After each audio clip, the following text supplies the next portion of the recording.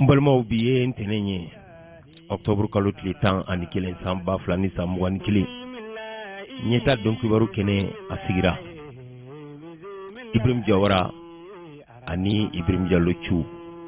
Ablaye Kanta ale bolo bɛ choix kɔlɛ la. Mbalmaw sɔgɔmada in na an bɛ fɛn min fɛ aw ɲɛna an b'a bɛɛ lajɛlen kunnafoni k'a fɔ anw foyi t'an bolo ni Mali tɛ taayɔrɔ t'an na double nationalité t'an bolo foyi t'an bolo an k'an fangaw fara ɲɔgɔn kan an ka jamana faamaw an k'u dɛmɛ an ka hɛrɛ ŋaniya an faso Mali ye an bɛɛ k'a fɔ ko Mali vert or rouge vert or rouge n'a ka di dɔw ye u b'a fɔ ko vert jaune rouge Mali Modibo Keita ka Mali Mamadou Konate ka Mali Attahir Maïga ka Mali Maman Alassane Aïdara ka Mali Gabou Diawara ka Mali Serou Badian Kouaté ka Mali nunu ye Mali to an bolo dɛ Fridabo Sissoko ka Mali nunu ye Mali ɲumanama de to an bolo dɛ u sara lebu mu sɔrɔ dɛ u ma jamana in u m'u kosiya la dɛ u ma jamana in janfa dɛ ani an ka maaba minnu dalen bɛ dugu jukɔrɔ Ala ka hin'u la ne y'o de fɔ ko ye Mali sɔrɔ n'a tun ye jamana dɔ sɔrɔ saba bɔra carte kan nka o duwawu n'u barika an bɛɛ k'a fɔ ko Mali an ka fara ɲɔgɔn kan an ka ɲɔgɔn minɛ kɔnɔkulu wuli kan de b'a fɔ ko bi Mali an ka ɲɔgɔn minɛ an ka ɲɔgɔn minɛ an ka ɲɔgɔn minɛ bi nin ye an don kan ye ɲɛta dɔn kibaru kɛnɛ kan an ka foli bɛ bɛɛ lajɛlen ye n balima cɛ ni muso denmisɛn ani makɔrɔba dɔn kibaru a kɛnɛ a sigira balimaw bamananw b'a fɔ ko don ka jan k'a sebali tɛ a don janyana cogo cogo ko don dɔ f'a ka fɔ ko ko sini don sini ntɛnɛn don wala sini araba de don o hukumu kɔnɔna na lasigi min bolo dara n'a bɛ fɔ o ma ko assise nationale dɔgɔ dara kunnafoni sɛbɛn fɛn o fɛn bɛ an bolo sɔgɔmada in na u y'a jira an na k'a fɔ ko octobre kalo tile 25 ka taa bila novembre kalo tile 21 ko sigikafɔba in k'a bɛ boloda nka Bura Jawara sigikafɔ in a bɛnna dɔw ma dɔw ko jamana nafolo ko de bɛ ka buruja dɔw ko k'u bɛ taa dɔw ko k'u tɛ taa bɛɛ n'i ka tiɲɛ nka jamana ko don mɔgɔ ko tɛ sɛbɛnfura b'e bolo a fɔra ko lasigi a dɔgɔ dara kosɛbɛ Thiou min ye Kajoke Modibo Kajoke ale Modibo Kajoke tɛ ministre kɔrɔ de a tɛ se ka ministre kɔrɔ don ministre kɔrɔ wa jɛkulu dɔw fana tun ɲɛmɔgɔya dira man hakili la kosɛbɛ waatiw la kɔni ka kɛɲɛ ni sigikafɔ in ye a yɛrɛ la k'a fɔ jamana kɔnɔdenw ye sigi kɛrɛnkɛrɛnnen dɔ kɛ u bɛ fɛn wele k'a fɔ ko la table ronde ka kɛɲɛ ni septembre kalo tile 24 25 fo ka taa se 26 ma an ka ɲɔgɔn lajɛ yɔrɔ min bɛ n'u b'a wele CCB a yɛrɛ la k'a fɔ sigikafɔ in a ɲɛbila baara tun ye olu ye nka a bɛna daminɛ octobre kalo tile 25 ka taa kuncɛ novembre kalo tile 21 sigikafɔ in min kɛra yanni ka kɔn ni min bɛ nalen a ɲɛmaayabaya o tun ye Modibo Kajoke bolo ni ɲɔgɔn ye bɛɛ kɔfɛ a ye kunnafonidilaw wele ka kuma dɔw lase u ma ka yira k'a fɔ table ronde min kɛra ko kɔni sigira sen kan wa min ye organe unique de gestion ka jɛkulu kɛrɛnkɛrɛnlen sigi minnu bɛna karata jateminɛ a kɛcogo ɲuman na o kɔni bɛna sabati o kɔfɛ sigikafɔ bɛna kɛ fana jamana kɔnɔdenw ni ɲɔgɔn cɛ a yɛrɛ la k'a fɔ sɛbɛnfura ka lakali la Abraham Benkadi ale ye Ikasa Maïga secrétaire général du ministère de la refondation de l'État ale y'o ye ale wa i ɲɛmɛ nin cɛ in na Mali ka ko tɛ maa kalannen ko ye i ɲɛmɛ nin cɛ in na professeur dɔ école nationale d'administration na Abraham Benkadi médiateur ka Jango to médiature la Jango Sissoko nin de tun y'a ka secrétaire général ye ka Musa Mara to premier ministre la Musa Mara fana y'a ta k'a kɛ a ka secrétaire général ye sisan fana a nalen filɛ nin ye ka kɛ Ikasa o ka secrétaire général la a bɛ ministère de la refondation na maa hakili juru carilen don maa kalannen don an kɔni b'a a ŋaniya fana k'a fɔ nin sigikafɔ minnu filɛ nin ye maa minnu b'a sɛbɛnfura la bɛnna nin b'a ɲɛma a bɛ k'ala bɛn n hakili a bɛ ɲa fana an bɛ ala fana deli ala k'a ɲa u bolo min arabi tɛmɛn'a ye ale y'a jira k'a fɔ ko ni baara in bɛɛ lajɛlen kɔfɛ n'o ye septembre kalo tile 24 25 ni 26 mɔgɔw bɛna sigi ka min ma kɔnɔ o de ye sigi ka fɔ ba in ye kosɛbɛ ka se ka baaraw nun don laɲini minnu bɛ baara ninnu kɔnɔ kosɛbɛ ka se k'a sabati o kɔfɛ sa kɛnɛ in yɛrɛ kɔnɔ Modibo Kajoge ale tun ye ɲɛmaa ye ni sigikafo in min kɛra septembre kalo kɔnɔ a ko maa 800 ani maa 50 ɲɔgɔn bɔɲɔnko olu de sɔrɔla nin baara in na ka se ka baaraw sigi sen kan nka a bakuruba bɛna sigi Bamako n'o ye centre international de conférence ye kosɛbɛ yira u bɛna sigi o la o bɛ caya ni maa 1000 a bɛ caya kosɛbɛ yarɔ awɔ ne yɛrɛ y'a mɛn ko maa 3000 a da bɛ caya kosɛbɛ ale yɛrɛ ka fɔli la a y'a jira k'a fɔ min ye kalatako ye n'a kuma cayalen bɛ bi organe unique de gestion des élections ko bɛn bɛna k'a kan ka fɔ baara ka kɛ o kan ka seni yɛrɛ ka ale bɔ yen fɔlɔ an bɛ waati min na ko sisan lasigi hukumu kɔnɔna na ani fɛn min ye lakana hukumu kɔnɔna ye Ismaël Sako bandaw ka ladilikɛla kɔrɔ don conseiller à la présidence i b'a dɔn n b'a dɔn a ka parti ko ale ye n den de ye Ismaël Sako ye den de ye an den don maraka o tuma i ma da la wa ne ko de ne min susu sa i ko Asim tɛ ne buraɲɛ ne ɲininkali kɛ tugun ne ni tɛ kelen ye i ko Asim tɛ ne buraɲɛ ko lala tɛ ne dɔn ne tɛ sɔsɔ na dɛ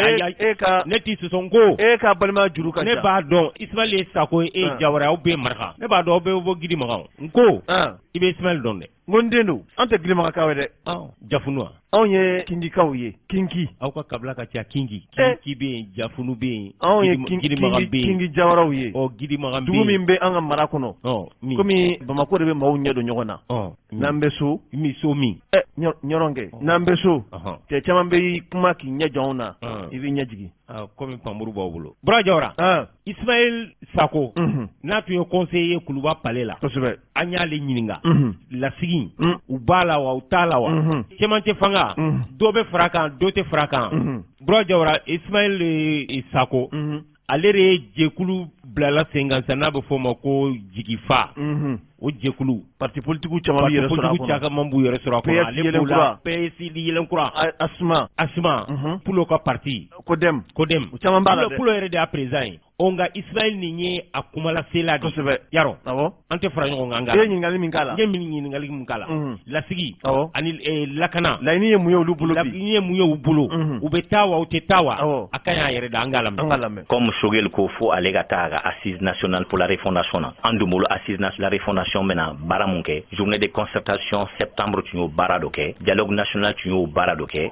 les états généraux de la décentralisation tun y'o baaraw dɔ kɛ conférence d'entente nationale tun y'o baara dɔ kɛ musaka mɛna don o assise nationale de la refondation na n'o o musaka wari barika ka bon n'o tun bɛ se ka don karamɔgɔw ka gɛlɛya kɔnɔ o gɛlɛya ka ban n'o bɛ se ka don école ko ni denmisɛnninw ka ɲɛnabɔli ni sɛnɛkɛlaw ka gɛlɛya kan pour que u ka se ka nɔgɔya u ka don o la o ka fisa ka taa don nin na parce que u tun bɛ se ka mɔgɔ dama dama ta o mɔgɔ dama dama jɛrɛ fɛn fɛn kɛra tɛmɛnen u tun b'u fara ɲɔgɔn kan ka hakili jagabɔ kɛ ka bɔ ni fɛn dɔ ye fɛn min ni jamana ɲɛmaaw bɛ se ka baara kɛ a la ni an bɛɛ bɛ se ka an wasa don o la o ka fisa u k'a fɔ k'u bɛ taa kɛnɛ wɛrɛ sigi kɛnɛ min bɛna kuma dɔ ka fara élection kan ye Sogɛli bɔra k'a fɔ ni Ala sɔnna ma k'a fɔ an bɛ kalo min kɔnɔ o tile 25 kelen na ko o assise la refondation bɛ k'o kɔnɔ bon assise la refondation n'an kan ka refondation yɛrɛ kɛ refondation bɛɛ sɔnna ma k'a ka ɲi Mali kɔnɔ mais est ce que assise la refondation bɛ se ka kɛ kalo 2 kɔnɔ ko o bɛ bɔ o bɛ wolo ni fɛn ye fɛn min ma deli ka fɔ malidenw ye waati min na démocrate société civile diinɛ ɲɛma politique maaw y'u tɛgɛ di ɲɔgɔn ma k'a fɔ ko organe unique aux élections ka se ka sigi a fɔra a ka sigi moyen terme kɔnɔ moyen terme kɔrɔ an ka hakili jagabɔw kɛ an ka baara ɲɛbila baaraw kɛ fo ka organe unique aux élections sigi a bɛ se ka taa kɛ san 1 ka taa bila san 2 la pour ka se ka sigi waati min na n tun ye conseiller présidence la ministère de l'administration territoriale ka secrétaire général CENI DGE cour constitutionnelle maaw nana an tun y'u ɲininka ko organe unique aux élections a bɛna kɛ Mali kɔnɔ aw minnu ye techniciens ye ni président bandaw ko kɛlɛ kelen tɛ fara kan aw yɛrɛ ka hakilina ye jumɛn a ko la a bɛ se ka sigi waati jumɛn kɔnɔ ni kɔlɔlɔ t'a la n'an bɛ se ka taa élection nata la o ko n'a ye baaraw daminɛ sisan o wagati an tun bɛ janvier février kɔnɔ il faut compter kalo 12 pour qu'an ka se ka kulu in sigi ka sɔrɔ kɔlɔlɔ ma y'a la moyens ka d'a ma ressources humaines nga dama aka se ka sigi jamana kɔnɔla fan caman na baarakɛlaw ka se ka u ka baara faamuya a ka se ka a ka baara waleya tiɲɛ kan ka sɔrɔ kɔlɔlɔma ye élection résultat ko la a bɛ se ka kɛ kalo 12 kɔnɔ bon ni ninnu ko olu bɛ tila u ka baara la kalo 1 ni tilancɛ ka taa bila kalo 2 la k'u bɛ tila ka kulu in sigi kulu in sigili la u ka fɔ la a bɛ se ka kalo 2 kalo 3 sɔrɔ o kɔnɔ pour que kulu in ka se ka sigi o kɔrɔ an bɛna fɛn dɔ de baratu ka mana da maa ɲɛ kan k'a sɔrɔ techniciens yɛrɛ minnu b'a kɔnɔ olu y'a yira k'a fɔ a tɛ se ka kɛ waati koronnen in kɔnɔ donc o bɛɛ de b'a to an ko n'an kan ka se k'an sigi k'o makɔnɔ hali n'ale k'ale bɛ kalo 2 fara transition kan walima kalo 3 a tɛna se ka bɛn a ko ɲanen ma donc min cɛ ka ɲi dɔ kana fara kan an bɛnna kan dɔ de kana fara kan an bɛnna kan ni dɔ ma fara kan jumɛn kan ka kɛ kulu in baaraw ka continuer sɛgɛsɛgɛli ni ɲininkaliw ni hakilijagabɔw u ka dɔ ka fara kan halisa CENI bɛ yen ministère de l'administration territoriale bɛ yen DGE bɛ yen CENI a b'a fɔ k'olu bɛ fanga bɛna dɔgɔya de a bɛ to organe unique dɔrɔn ma n'o sigira de o comme o sigili kɔlɔlɔ b'a la a waati bɛ sɔn ka janya n'u y'a teliya ka karabu kɛ o cɛ man ɲi min ka ɲi CENI fanga ka di CENI ma musaka caman ka di CENI ma CENI pouvoir o y'an fɛla o ka renforcer jamana kɔnɔ maintenant an y'a ye k'a fɔ résultat minnu bɛ résultat fɔ olu de b'a falen cogo min ka d'u ye selon k'u b'a fɛ ka nin bin ka di nin ma kɔlɔlɔ min y'an sɔrɔ 2020 élection tɛmɛnen na législative tɛmɛnen o tɛna se k'an sɔrɔ parce que bɛɛ ye faamuyali kɛ donc ni fanga dira o structure dama ma a ka ca ala fɛ ni ala sɔnna ma jaabi minnu bɛ bɔ u tɛna se ka contester comme kɔrɔlen kan parce que ministère ye fan dɔ fɔ jaabi dɔ di cour constitutionnelle taara jaabi wɛrɛ bɔ kɛlɛ nana o wagati de o kɔnɔna na an bolo o jaabi di o ka bɔ ministère bolo o ka tɛ CENI bolo baara bɛ se ka kɛ o kɔnɔna la an bɛ ka carte des partis politiques pour une transition réunie o bɛ ka baara dɔ kɛ ka yira malidenw na k'a fɔ waati kunkurunin min tora an bolo n'an y'a wasa don k'an tɛgɛ di ɲɔgɔn ma an mago bɛ réforme dama la loi électorale ka se ka nettoyer parce que baara dɔ tun kɛra juin mai kalo kɔnɔ tɛmɛna k'a fɔ tiɲɛ yɛrɛ la n'an ye nin yɔrɔ in ta k'a falen a ka ca ala fɛ an bɛ ka min ɲini an b'o sɔrɔ mai kɔnɔ o y'a sɔrɔ coup d'état ma kɛ juin kɔnɔ o y'a sɔrɔ coup d'état kɛra ministère de l'administration territoriale ani parti mɔgɔw CAP kɔnɔ o tun y'o baara dɔ kɛ o baaraw bilalen bɛ yen donc o baara o transition kelen ma kelenw de b'u nɔ la donc olu de ni politique mɔgɔw tun bɛn'a kan kabini fanga dafila siɲɛ filanan na parti politique mɔgɔw o ni ministère de l'administration territoriale o ma se ka baara ɲɛnama waleya ka taa hakilina kun tilenna kelen na donc alors que baara dɔ tun kɛra o dalen bɛ yen o baara ka ta baara ka kɛ n'o ye o ka yira jamanadenw na k'a fɔ kɛlɛ tɛ politique mɔgɔw ni fanga kura cɛ kɛlɛ tɛ yen bɛɛ b'i ka hakɛ de ɲinina an ka baara de don k'a fɔ an ka fɔ jamana ɲɛmaaw ye attention bɛn kɛra nin kan n'a ma ɲɛ k'an bɛ taa élection na parti politique sariya de olu de yamaruya u k'u kan bɔ n'u b'u kan bɔ a ye ɲɔgɔn faamuya la o tɛmɛnen kɔ u b'a fɛ ka réforme kɛ an bɛ CEDEAO kelen min kɔnɔ ni an bɛ fa de ye CEDEAO parce que an bɛɛ de y'a sigi n'an bɛ gɛlɛya min kɔnɔ ni dɔw bɛ k'a fɔ ko CEDEAO y'an jugu ye mais CEDEAO de la ka a ɲɔgɔnna kɛ u ma taa y'a jamɛ wuli ka bɔ a nɔ la waati min na Samuel Doe ka fanga bɛ bin ni Prince Johnson tun y'a fanga ta CEDEAO ma kɔlɔlɔ sigi o kan o wagati la fo ka Charles Taylor sigi yan Charles Taylor bɛ wuli fanga la waati min na CEDEAO ma a se k'o la mais tiɲɛ na CEDEAO ma se ka maaw nimisi wasa cogo min ka di maaw ye o ye tiɲɛ ye an k'o fana fɔ o mais o kɔrɔ tɛ ko an jugu de y'olu ye o parce que kunun an tun b'a kɔnɔ an y'a ɲɛmaa ta an fana ye sariya boli jamana dɔ kan waati min na Niger b'a ka coup d'état kɛ ni Bare Sara tun sara Bare Maïna Sara tun fatura coup d'état senfɛ ni Tanja nana k'a président ye transition min tun bɛ o wagati Djibo ninnu ka transition n ko o wagati la an ka minnu tun bɛ masaya la o wagati Alpha Umaru Konare o wagati n ko delila ka dankari kɛ Niger la kɛnɛ kan k'a fɔ n'olu bɛ yen tant que Niger bɛ salle kɔnɔ olu tɛ se ka kuma o ma kɛ yan tɛ don wa o wagati est ce que an tun ye Niger jugu ye kɔlɔlɔ kelen ka Mali sɔrɔ sɔrɔdasi min fagara Niger tɔgɔ la Mali kɔnɔ o man ca o waati la an ma tɛgɛrɛ fo u kun Yusufu ma wuli k'an dɛmɛ k'an lafasa waati dɔ la ka to président la an ma fɔ waati ko Yusufu y'an jugu ye o peuple nigérien peuple tchadien olu mana kɛlɛ k'an fɛ yan u ka mɔgɔ ma sa an teriw tɛ yan CEDEAO tɔgɔ la Niger mana yan an ni Niger tɛ G5 kɔnɔ o CEDEAO kelen de ye sariya ta k'a fɔ n'an bɛɛ sɔnna ma ni kalafiliw bɛ kɛ kalo 6 yan'u cɛ yɛlɛma o yɛlɛma kan ka kɛ gafew kɔnɔ il faut que minnu kan ka taa kalafiliw la ni parti politique do u ni fanga sina u ka ɲɔgɔn faamuya mais caman tɛ fanga sina bɛ yan fanga sina tɛ o transition fanga ka baara ye jumɛn ye ka maaw tɔpɔtɔpɔ k'u kala ɲɔgɔn na jamanadenw ka don da kelen fɛ ka bɔ da kelen fɛ waati kunkurunin mais ni premier ministre nana fɔ a ye parti 30 dɔrɔn ye vraiment majorité tɛ aw ye bon an de bɛ fanga kɔnɔ ni transition tɛ ni élection nana kɛ ale tɛ fanga sɔrɔ ka kɛ Mali premier ministre ye mais fanga caman cɛ fanga de b'a kɛ sababu ye ale kɛra Mali premier ministre ye minnu bɛ yen bi k'a fɔ ko ka don kana fara transition kan olu caman tun ye laɲini kɛ coup d'état filanan in kɔnɔ u ka ta ka di Choguel ma kɛlɛ t'a la ale de tun y'u ka porte parole ale tun y'u ka ɲɛmaa ye a bɛ ka fɛn caman fɔ a ka waleya an ka lajɛ an ka dɛmɛ a ka ɲɛ bolo bolo lasigi na autita an ka cadre maçon tagalima ni condition ma parce que atena wolo fɛɲuman na wari tiɲɛ de don waati tiɲɛ de don an ka kadiri y'a ɲini a tɔndenw fɛ an kana yaala u tun y'a fɔ premier ministre ye mais kan tɛ y'a kɛnɛ kan o de layidu taara o de décision taara mais encore une fois de plus an bɛ Mali de kɔnɔ Mali ye sigafɔ jamana ye sigafɔ jamana min don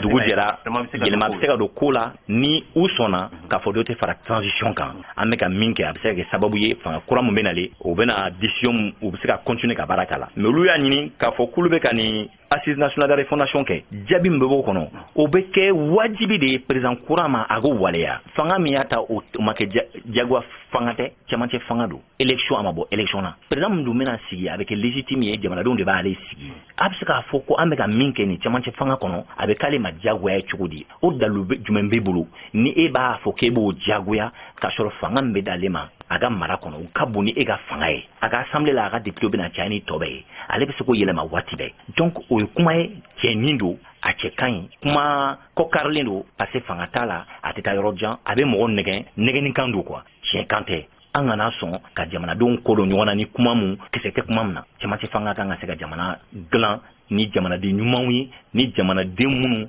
vraiment a ka d'u ye ka jamana dilan et encore une fois de plus cɛmancɛ fanga in a ka d'a ka réussi et ni ala sɔnna ma n'u ye maaw lamɛn n'u kɛra kulo kunnandiw ye an t'u jugu ye an y'u nin dɔ de ye mais k'a fɔ adamaden i kumakan bato n'a y'i tɔɔrɔ c'est que depuis k'i bɛ ka fɔ waati min na a b'i da la mais a ma si kɔnɔ n'o tɛ maninkala u ye kurukanfuga sigi Sunjata tile la o y'a matarafa o kurukanfuga de nana ni wolo ni sanangoya ni fɛn ninnu ye n'o ko l'être humain est sacré mɔgɔninfin man ka minɛ k'a faga ni jɔnya ni dɔ kan ka se ka bɔ a ko la depuis kurukanfuga a kuma ma kɛ ya donc an ma ɲini an ka fanga mɔgɔw fɛ minnu bɛ yen bi o ka kumakan bato assise min bɛ kɛ cadre des partis politiques pour une transition réussie o y'a ɲini an bɛɛ fɛ an bɛɛ bɛn'a kan en tant que chef de parti politique k'a fɔ an tɛ y'a kɛnɛ kan parce que an b'a dɔn min bɛ bɔ yen o y'a kɛ wajibi jagoya comme si an bɛ dictature kɔnɔ an dun tɛ dictature kɔnɔ an y'o faamu Ismaël Sako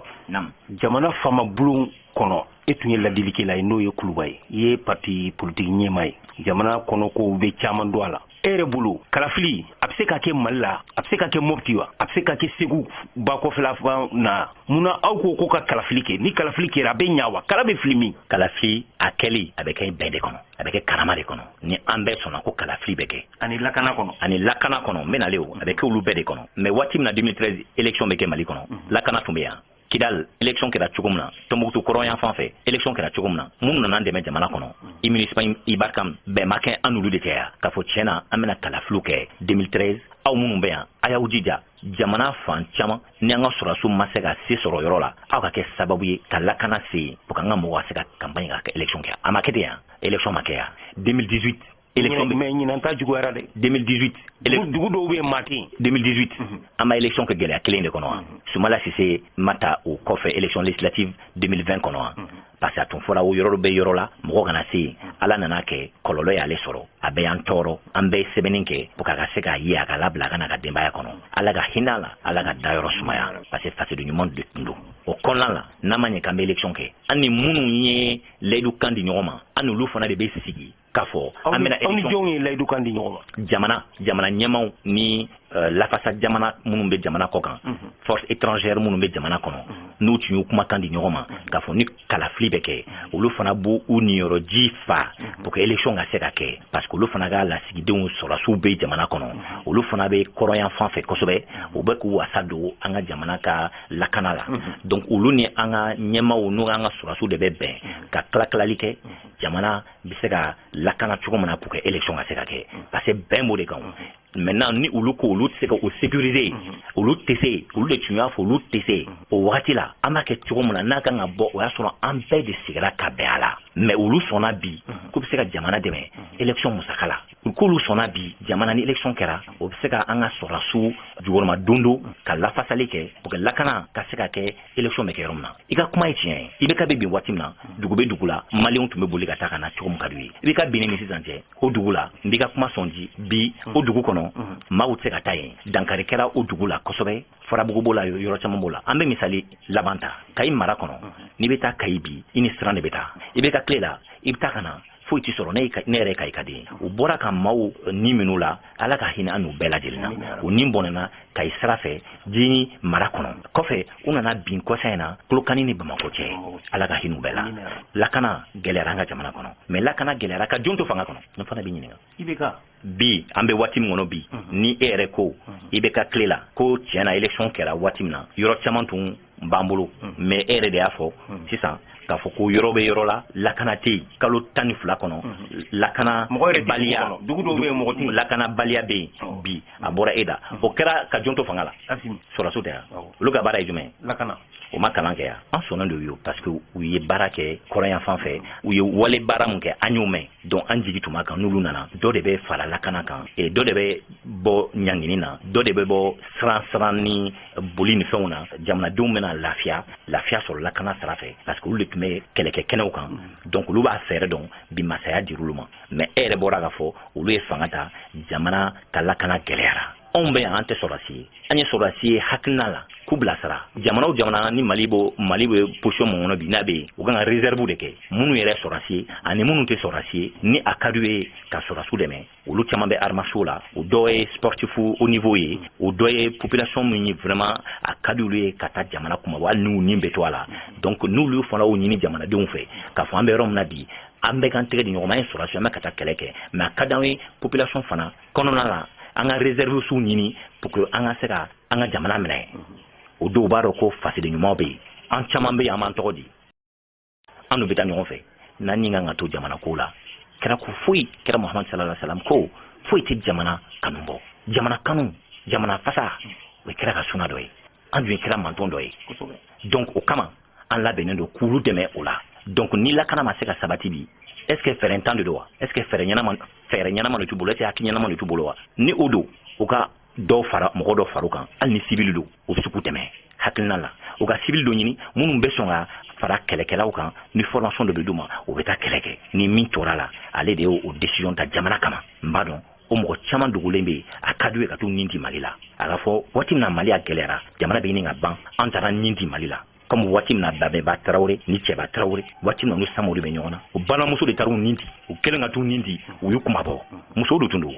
donc o muso bɛ o ɲɛlɛnni caman bɛ Mali kɔnɔ o cɛ caman bɛ Mali kɔnɔ u k'o ɲini lakana a bɛ se ka sabati élection ɲɛkɔrɔla la ka élection kɛ o kɔnɔna la Afghanistan u ma kalafili kɛ k'u to fagalifin na o ma kɛ yan Syrie ma kɛ ten yan Liban ma kɛ ten yan gɛlɛya b'an ka jamana kɔnɔ la ko tiɲɛ Alassane Ouattara ka élection bɛ kɛ waati min na ani Gbagbo gɛlɛya tun tɛ Côte d'Ivoire Ismaël ko dɔw fincogo ye kelen ye u mɛnɛmɛnɛcogo tɛ kelen ye dɛ Afghanistan ni Mali danfara b'u ni ɲɔgɔn cɛ dɛ n sɔnn'o ma mais Centrafrique élection ma kɛ o gɛlɛya kɔnɔ a ma kɛ farafindugu tɛ yan Côte d'Ivoire tɛ farafindugu ya wa Libéria ka kɛlɛ fɔ waati min na n'olu bɛ sen ka élection kɛ o waati min na a ma kɛ gɛlɛya kɔnɔ wa olu t'an kɛrɛfɛduguw ya an n'u tɛ kelen yan Maliden caman sigilen tɛ yan donc halisa ne bɛ min ɲini an ka ɲɛmaw fɛ u k'a dɔn ko i nin ma se ka kɛ a tɛ kɛ kan kelen na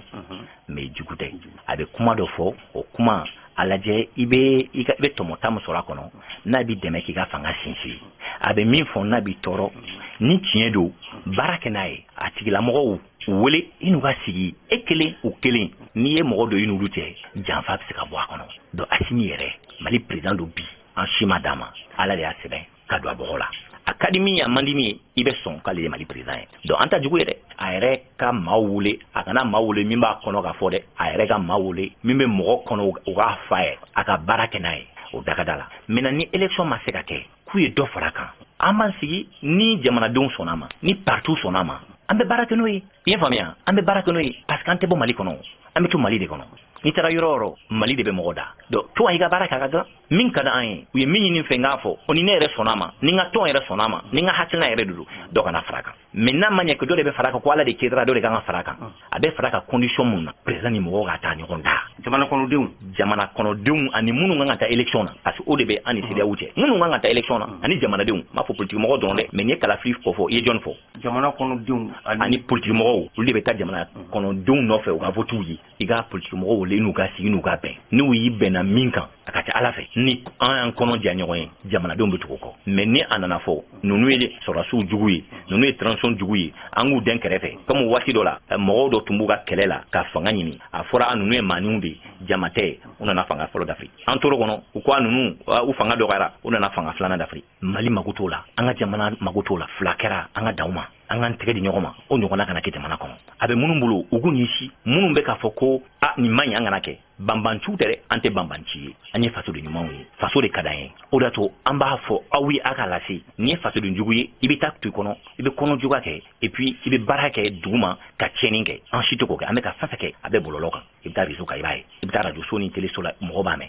donc an bɛ k'a kɛ ɲɛŋɛ kɛnɛ kan ko de don donc olu fana kan wele kɛnɛ kan ko la an ka ɲɔgɔn faamuya kɛnɛ kan ko la jamana nafa jamanadenw ka hɛrɛ mais ka dabiri kɛ jamanadenw ka mana biri u ɲɛna ka tila k'a fɔ an ka taa nin sira fɛ talen ɲɛfɛ u y'u ɲɛ waga u y'a ye k'a fɔ u taara kɔlɔlɔ kɔnɔ parce que mali bɛ yɔrɔ min na mali kelen tɛ se k'a yɛrɛ ta fɔlɔ dɛ mali bɛna se k'a yɛrɛ ta fo mali bɛ jamana wɛrɛw ta fo mali bɛ kɛ tamase ɲuman o bɛ kɛ o bɛ mali bɔgɔ la mali ye jamana min ye baraka jamana don mais bi ala kelen don ka an b'a fɔ ka an ka limaniya lajɛ ka lajɛ ni tiɲɛ na n'an sɔnna a ye kɔlɔlɔ ni gɛlɛya min las'an ma ala y'o kɛ o waatinin kɔnɔ an mago bɛ jamana wɛrɛw an ni minnu bɛ ɲɔgɔn kɛrɛfɛ an n'u ka baara kɛ ɲɔgɔn fɛ an k'an tɛgɛ di ɲɔgɔn ma an n'u ulu an kana ɲinɛ o kɔ bi an kelen n tɛ se k'an yɛrɛ bɔ ni e bɛ gɛlɛya kɔnɔ fo teri ka k'i la dɛ fo balima wɛrɛ ka k'i la dɛ min bɛ gɛrɛ i la k'i bila ni hakili ɲuman pour que i ka se ka bɔ gɛlɛya kɔnɔ donc maa si kana i dusu bila i ɲɛ maa si kana fɔ n ka sira tɛ mɔgɔ la an kelen bɛ se an kelen tun bɛ se kunun mais bi ala nana gɛlɛya kɛ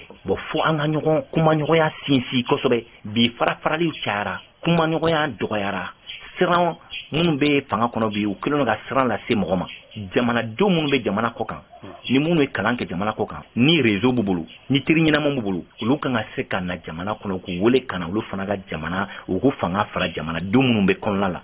minnu bɛ jamana fana kɔnɔ a bɛɛ tɛ jamana jugu ye dɔw bɛ yen ala ye se ni hakili ni dɔnniya caman d'u ma mais u kɛlen don k'u den kɛrɛfɛ u ka tulu fana ɲini u ka don baara ka se ka kɛ ɲɔgɔn fɛ maa si kana kɛ kɛrɛfɛ sigi ka fɔ o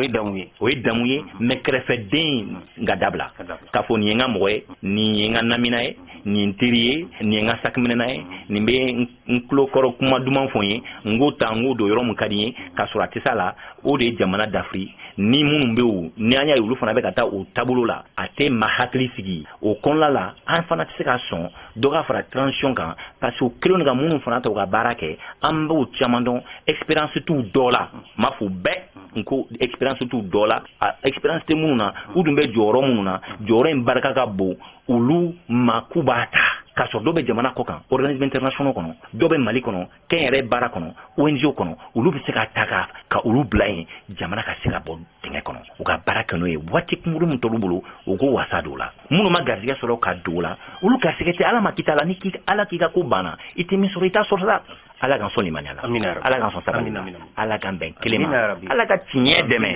ala ka hakilimadi di malidenw ma ala kana kɛ jamana ci la ala k'an kɛ jamana jɔla ye maa si tɛ maa jamana jugu ye minnu bɛ fanga kɔnɔ u ka baara kɛ n'o ye u ka kalali kɛ u ka gɛrɛɲɔgɔnya kɛ u ka lagosi dabila fanga yɛlɛma ye turuturu ko don a bɛ min bolo bi sini na t'o bolo a tɛ min bolo an k'o dɛmɛ mais an ka dɛmɛ tiɲɛ kan dɛ an kana dɛmɛ nkalon kan dɛ an kana dɛmɛ an yɛrɛ ka nata kan dɛ an ka dɛmɛ jamana nata de kan ni jamana ɲɛma ko kami b'a ɲɛma tɔn de filɛ ni jamana ɲɛma ye layidu min ta n'a y'a tɛmɛ jamanadenw hakili bɛ sigi dɛ mais ka cu fɔ bi sini ka ca fɔ sinikɛnɛ ka cu wɛrɛ fɔ ne ka fɛn wɛrɛ fɔ i n'a kɛ nɔn si ye u ka gɛlɛn dɛ ala kana an si kɛ nɔn si ye. ye sommet Afrique France a min tun labɛnnen bɛ Faransi jamana ɲɛmɔgɔ Emmanuel Macron fɛ ka kɛɲɛ ni Faransi dugu min bɛ yen n'u y'a wele k'a fɔ Montpellier sigi in yɛrɛ kɛra yen kunnafoniw ye a yira k'a fɔ min ye maa 2,500 fo ka taa bila maa 3,000 bɔɲɔgɔnko olu tun bɛ a kɛnɛ kɔnɔ nka ni kɔni kɛra sigi ye sigi min ni ladala sigi bɛ kɛ cogoya min na a ma kɛ ten sabu farafinna jamana ɲɛmaa si tɛ yen ko wele bilala maa min ma u ka taa ni sigi in kɛnɛ kan sigi kɛrɛnkɛrɛnnen de kɛra ka wele bila farafinna denmisɛnninw minnu bɛ wele k'a fɔ société civile ani kunnafonidilaw ani diɲɛ mɔgɔbatigiw minnu bɛ yen n'u ye investisseurs ye opérateurs économiques ani fo ka taa bila min ye an ka seko ni dɔnko tigilamɔgɔw min ye farikolo ɲɛnajɛbaw ye olu tun bɛ a kɛnɛ kɔnɔ nka n'i ye jateminɛ kɛ a yɛrɛla k'a fɔ farafin jamana dɔw olu maaw kɔni b'a kɛnɛ kan wa kuma dira olu ma o de la Guinée Conakry ye ani Mali Burkina Faso ninnu jamana kɔnɔdenw olu caman kumana ka fara maa wɛrɛw fɛnɛ kan nka ni fiɲɛ wulila bɛɛ lajɛlen bolo bi kunna dɔɔni de la anw yɛrɛ faso Mali den dɔ tun bɛ yen n'o ye Adam Diko ye ale yɛrɛ ye kuma ta kuma in senfɛ ani Faransi jamana ɲɛmaaw ka kumaw sama-samana dɔɔni ka da kuma in yɛrɛ kɛcogo kan an ye kunnafoni fitinin mun sɔrɔ a bɛ nansarakan na nka a ka d'an ye ka se k'a bayɛlɛma aw ye dɔɔni dɔɔni bamanankan na nɛgɛ kɛrɛfɛ kuma min tɛmɛna Adam Diko ni Emmanuel Macron cɛ an ka jɛ ka Monsieur le Président, Adam voulait juste réagir rapidement. Président Emmanuel Macron, Adam Diko b'a fait kuma ife. Avait fait ka lase dɔɔni kɛ an b'a fɛ i ka jɛ kɔnɔ i k'a lamɛn. Et pour le Président, réaction vraiment rapide. 30 secondes. Je veux juste rappeler à Monsieur le Président que ce qui se passe au Sahel n'est que les conséquences de ce qui a été fait en Libye. Président Emmanuel Macron, ne kɔni bɛ fɛ ka min f'i ɲɛna. Waleya minnu bɛ ka tɛmɛ bi anw ka jamana ninnu kɔnɔna na sababu foyi tɛ koyi a ye wulikajɔ min kɛ ka taa se libikaw ma ka t'u ka dugu yɛrɛ ci o kɔlɔlɔ de filɛ nin ye ka woyo bi ka na se anw faso jamana ma. Cette intervention en Libye où vous avez oublié, quand je parle de vous, je ne parle pas de votre personne, je parle de vous. Président Emmanuel Macron, aw ye wulikajɔ min kɛ ka ɲɛsin Libi ma bi n'a sɔrɔla k'a fɔ aw yɛrɛ ɲinɛnen bɛ Ningo aw nkanti e yɛrɛ ma i n'a fɔ Emmanuel Macron Faransi jamana de y'a kɛ a dɔɔni kama. De votre position, vous avez oublié l'existence de l'Union africaine. Aw ɲinana dɔɔni kama k'a fɔ farafin jamanaw ka fara ɲɔgɔn kan jɛkulu bɛ yen n'u b'a wele k'a fɔ Union africaine o bonya ma don ko la aw kɔni ye nin ko kɛ ten cogoya min ka d'aw ye a y'a kɛ. Monsieur le Président, vous l'aimez le dire, nous sommes au Mali pour aider le Mali. Président Emmanuel Macron tuma bɛɛ e bɛ to k'a fɔ anw bɛ Mali kɔnɔ ka se ka dɛmɛ de ta ka ɲɛsin Maliyɛnw ma Maliyɛnw bɛ se ka ɲɛtaa sɔrɔ cogoya min na o de y'an ka laɲini ye. Si nous n'étions pas venus au Sahel, il n'allait pas avoir de gouvernement actuellement au Mali. Anw ye wulikajɔ min kɛ ka tɛmɛ n'a sɔrɔla k'a fɔ wulikajɔ tun ma kɛ an bɛ waati min na bi san tun b'a sɔrɔ fanga yɛrɛ tun tɛ Mali kɔnɔ cogo si la. J'ai envie de vous dire que si ce n'était pas les Africains, ils n'allaient pas avoir de France aujourd'hui. Emmanuel Macron ne fana bɛ min f'i ɲɛna ni i ɲinɛnen b'o kɔ ni farafinadenw tun tɛ waati tɛmɛnenw na lalimaw kɛlen k'u boro aw kan ka Faransi ka ɲɛnamaya yɛrɛ don galama la ni farafin jamanaw tun tɛ san b'a sɔrɔ Faransi fana tun tɛ dugukolo sanfɛ. Nous sommes liés, nous sommes liés, nous sommes liés. Arrêtez de dire que vous êtes venus nous aider. Non.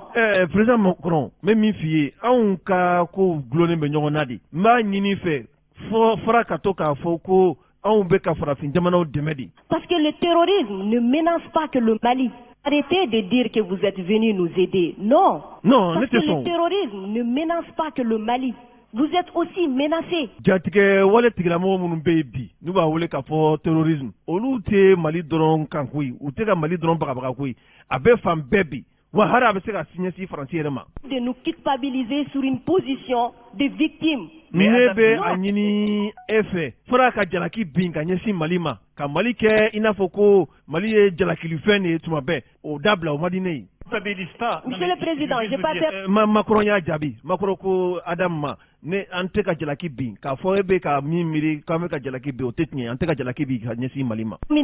Je vous culpabilise pas. J'essaie de... Adam an tɛ k'aw jalaki an tɛ ka Mali jalaki n b'o f'i ɲɛna nin ye Macron mankan ye. Restaurer justement un dialogue réciproque et de respect. Oui. On n'est pas là simplement pour nos intérêts quand on arrive au Mali. Ne bɛ min f'i ye nin kɛnɛ in sigi kun ye de bonya minnu bɛ kumaɲɔgɔnyaw kɔnɔ aw ni ne ni ɲɔgɔn cɛ la ka se k'a ɲɛfɔ bɛɛ lajɛlen ka kuma ni dusukun ye anw tɛ Mali kɔnɔ bi k'a fɔ anw bɛ k'an ka sɔrɔ dɔrɔn de ɲini ayi o tɛ e bɛ ka miiri min na o fana tɛ. 2013, c'est un fait. Par contre, ce que vous avez dit sur la Libye, je l'ai dit plusieurs fois comme président, je partage ce que vous avez dit. La Libye, on n'a pas respecté la souveraineté d'un peuple et ça... Adam n bɛ min f'i ɲɛna i ye kuma dɔ fɔ i ka kuma kɔnɔ ne sɔnn'o ma nin ye Macron kumakan ye k'a fɔ ne yɛrɛ présidentɔ n y'a fɔ Faransi ye wulikajɔ min kɛ ka ɲɛsin Libi ma ne yɛrɛ ma sɔn a ma cogo si la wa anw tɛna wuli ka ɲɛsin jamana ma jamana min ka yɛrɛma hɔrɔnya b'a bolo k'an bɛ taa u ka yɛrɛma hɔrɔnya minɛ a la o t'an ka baara ye ne yɛrɛ tɛ sɔn o ma. C'est une erreur. D'accord, merci d'avoir reconnu ça. Adam ko n'i ka kuma faamuya o diyara n ye. C'est ça, vous allez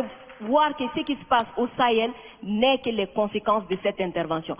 N'o don sa o Macron i yɛrɛ y'a faamu sa o ko waleya min taara ka Libi sɛgɛrɛ ka taa Libi ci o kɔlɔlɔ de nana bi kana se anw faso Mali ma bi i yɛrɛ sɔnn'o ma sa o. Donc vous êtes au Sahel pour corriger l'erreur que vous avez commise en Libye et en corrigeant ces erreurs, vous êtes en train de commettre d'autres erreurs. Président Macron, ni sabatira e yɛrɛ nin kun kan k'a fɔ ko tiɲɛ don aw taara min kɛ Libi a ma bɛn ne b'a faamu o la dɔrɔn aw ye wulikajɔ min kɛ ka na Libi o kɔlɔlɔ aw bɛ ka na bi tuguni Sahel cɛncɛn jamanaw kan k'a bɛna o de ɲɛnabɔ k'o bila sen kan nka o bilatɔ sen kan o bɛ ka kɛ waleya jugu ye tuguni min bɛ ka ko tɔ yɛrɛ bɛɛ nɔrɔgɔ ka taa fɛ. Monsieur le Président, je vous rappelle que l'intervention militaire étrangère n'a jamais réglé un problème. Président Emmanuel Macron, n bɛ kuma dɔ f'i ye jɛlenya kan k'a fɔ wulikajɔw ka kɛ jamana dɔw fɛ minnu bɛ kɔkan jamanaw ye k'u ka kɛlɛkɛcɛw bila ka na fagaliw ni kɔlɔsiliw la o tɛ kɛlɛ si ɲɛnabɔ bi e yɛrɛ kan k'o faamuya. La Libye, elle est comment aujourd'hui? L'Afghanistan, c'est comment aujourd'hui? o Sɔrɔmantur ye mun ye Libi bɛ cogo di bi bɛɛ ɲɛ bɛ Libi la Afghanistan bɛ cogo di bi aw tun ye wulikajɔ caman kɛ ka taa yen nɔ nka a bɛ cogo di bi o jɛlen bɛ bɛɛ ye o. Donc l'intervention militaire ne va pas arranger les choses. Je ne voudrais pas que mon pays soit comme la Libye. Ne bɛ min kɔni f'i ɲɛna k'a fɔ ko kɛlɛkɛcɛw ka wuli ka bɔ aw ka jamanaw kan ka na an ka jamanaw kan ko ka na an ka jamana ka kɛlɛya ni basigi sabati o tɛna kɛ fura foyi ye wa ne Adam Diko a ma di ɲɛ cogo si la an ka faso Maliba a ka kɛ i n'a fɔ Libi bɛ cogoya min na o tɛ ne fɛla ye. Prenez votre responsabilité et surtout arrêtez de dire que nous sommes là pour vous aider. Non, vous n'êtes pas là pour nous aider. Macron bɛ min f'i ye i jɔ i jɔyɔrɔ la aw kan ka min kɛ a y'a dɔn a k'o kɛ a ye fara k'a fɔ aw nana de ka na anw dɛmɛ an ka kɛlɛw la wala an ka gɛlɛyaw la ayi ne tɛ sɔn o ma dɛ aw mana an dɛmɛ cogoya si la. Ensemble, on a un ennemi commun, on le combat ensemble. Et pour finir, f'i k'a faamuya o jugu min bɛ Mali nɔfɛ bi jugu min bɛ cɛncɛnfuga jamanaw nɔfɛ bi nin ye jugu min n'a bɛ an bɛɛ kɔ hali Faransi yɛrɛ sen b'a la anw bɛ min kɔni fɔ bi an ka fara ɲɔgɔn kan ɲɛta bɛ se ka sabati cogoya min na o de kan ka kɛ an ka kungilenna n'an ka hakilina ye. C'est sorti ces derniers jours entre vous et les autorités maliennes, c'est juste une honte. Parce que c'est une honte. Macron, n bɛ kuma dɔ f'i ɲɛna i ye bɔli dɔw kɛ nin waati laban ninnu na ka ɲɛsin Mali faamaw ma ne kɔni fɛ o nin kɔni ye fɛn ye fɛn min ni maloya yɛrɛ de don koyi ne kɔni ka ye t'a la. Vous avez le même ennemi et l'ennemi il est grandi. L'ennemi il prend de l'ampleur dans ça. Ni kɛlɛkun bɛ bi ni kɛlɛbaga bɛ bi an k'an ka fara ɲɔgɔn kan de ka se ka marifatigi jɛkulu minnu bɛ yen bi n'u kɛlen don ka silamɛya yɛrɛ tɔgɔ wele o yɛrɛ la bi jatigɛ wale tigilamɔgɔw ka se ka olu kɛlɛ fo ka u latunu ka bɔ an ka jamanaw kɔnɔna na. Macron ko Adam ma n b'a ɲini fɛ ne ye kuma min fɔ i ka faamaw ma n'a ma bɛn i ma a fɔ n bɛ fɛ k'a mɛn a fɔ. Faites-moi plaisir, dites-leur. A ka di n ye Adam a ka di n ye i k'a fɔ. Du coup arrêtez ça, arrêtez ce discours paternaliste. Adam ma sɔn k'a fɔ mais Adam ko a ma sabali aw bɛ kuma minnu fɔ ka ɲɛsin an ka faamaw ma i n'a fɔ mɔgɔ ni den bɛ cogoya min na a dabila a ma bɛn a tɛ bɛn fana. Dire que nous allons vous aider, non, nous n'avons pas besoin d'aide, nous avons besoin de coopération, nous avons besoin de partenariat. Nin bɛɛ kɔfɛ ka tila ka sɔrɔ k'a fɔ ko anw bɛ n'aw dɛmɛ de aw ka ɲɛta aw ka jamana bɛ se ka yakubaya cogoya min na ayi an mago tɛ aw ka dɛmɛ la koyi aw ye fɛɛrɛ kɛ jɛɲɔgɔnya min b'an ni ɲɔgɔn cɛ an ka taa o jɛɲɔgɔnya sira fɛ n'o tɛ aw ka nafolo bɔ aw ka yɔrɔ la k'aw bɛ n'aw ne dɛmɛ an mago t'o dɛmɛ na. Et nous sommes liés par l'histoire mais nous sommes liés par les dangers, nous sommes liés par les défis. Nka ni e jateminɛ kɛ o Mali ni Faransi n'i ye a ka tariku yɛrɛ lajɛ an bɛɛ ka tariku nɔrɔlen bɛ ɲɔgɔn na wa gɛlɛya min bɛ bi Mali yɛrɛ kan gɛlɛya min bɛ cɛncɛnfuga jamanaw kan bi n'i y'a jateminɛ a bɛɛ gulonnen bɛ ɲɔgɔn na bi wa waati sera sa an ka fara ɲɔgɔn kan ka baara ɲɔgɔnyaw kɛ. 100% d'accord avec ce que vous venez de dire. Mais après... Adam, ne bɛ min f'i ɲɛna i ye kuma minnu fɔ ne sɔnn'a ma koyi i ye kuma dɔw fɔ n sɔnn'u ma tigitigi nka n bɛ fɛ ka min f'i ɲɛna nin ko ninnu na.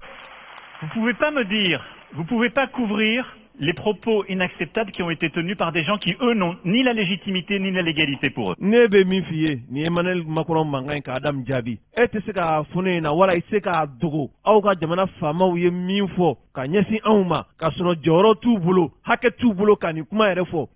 démocratie yɛrɛ nasira la ne tɛ se k'o faamu cogo si la. Alors ils ont tenu des propos inacceptables. Non mais je vous le dis, et vous pouvez pas me dire on doit avoir un dialogue équilibré, réciproque, et me dire dès que tɛ se k'a fɔ ne ɲɛna o k'an ka sigi ka fɔ fɔ an ni ɲɔgɔn cɛ bɛn ni keleya kɔnɔ hakilisigi kɔnɔna na ka sɔrɔ k'a ye k'a fɔ e ka faamaw bɛ ka kuma sugu dɔw ta ka ɲɛsin anw ma ne tɛ se k'o faamu. Je vous parle avec le cœur et je vous dis la vérité, je serai paternaliste. Je suis pas paternaliste. Tiɲɛ n'o kɛ i bɛ ka kuma n'i dusukun ye ne yɛrɛ b'a dɔn i ka kuma fɔtɔ Adam i bɛ ka kuma n'i dusukun ye min b'i dusukun na i bɛ k'a fɔ k'a fɔ ko ne ye jalakili kɛ k'a kɛ i n'a fɔ maa min ni a woloden bɛ kuma na a b'a woloden jalaki cogoya min na ne ye o jalakili de ɲɛsin aw ka faamaw ma o bɛ se ka kɛ e ka hakilina ye kɛ i ye nin fɔ. J'ai droit à la même sincérité que vous.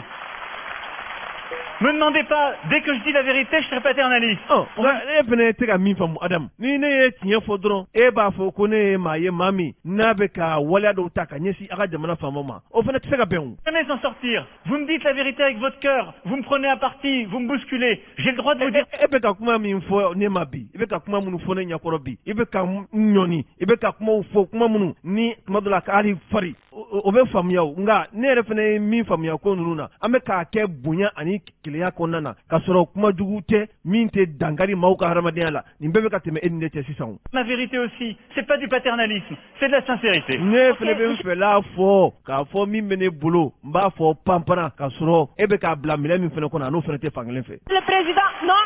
juste pour dire que la sincérité. Adamu ye kuma ta a ko n bɛ fɛ ka min f'i ye président i bɛ ka kuma cogo min na n bɛna i jaabi sisan. La sincérité n'exclut pas la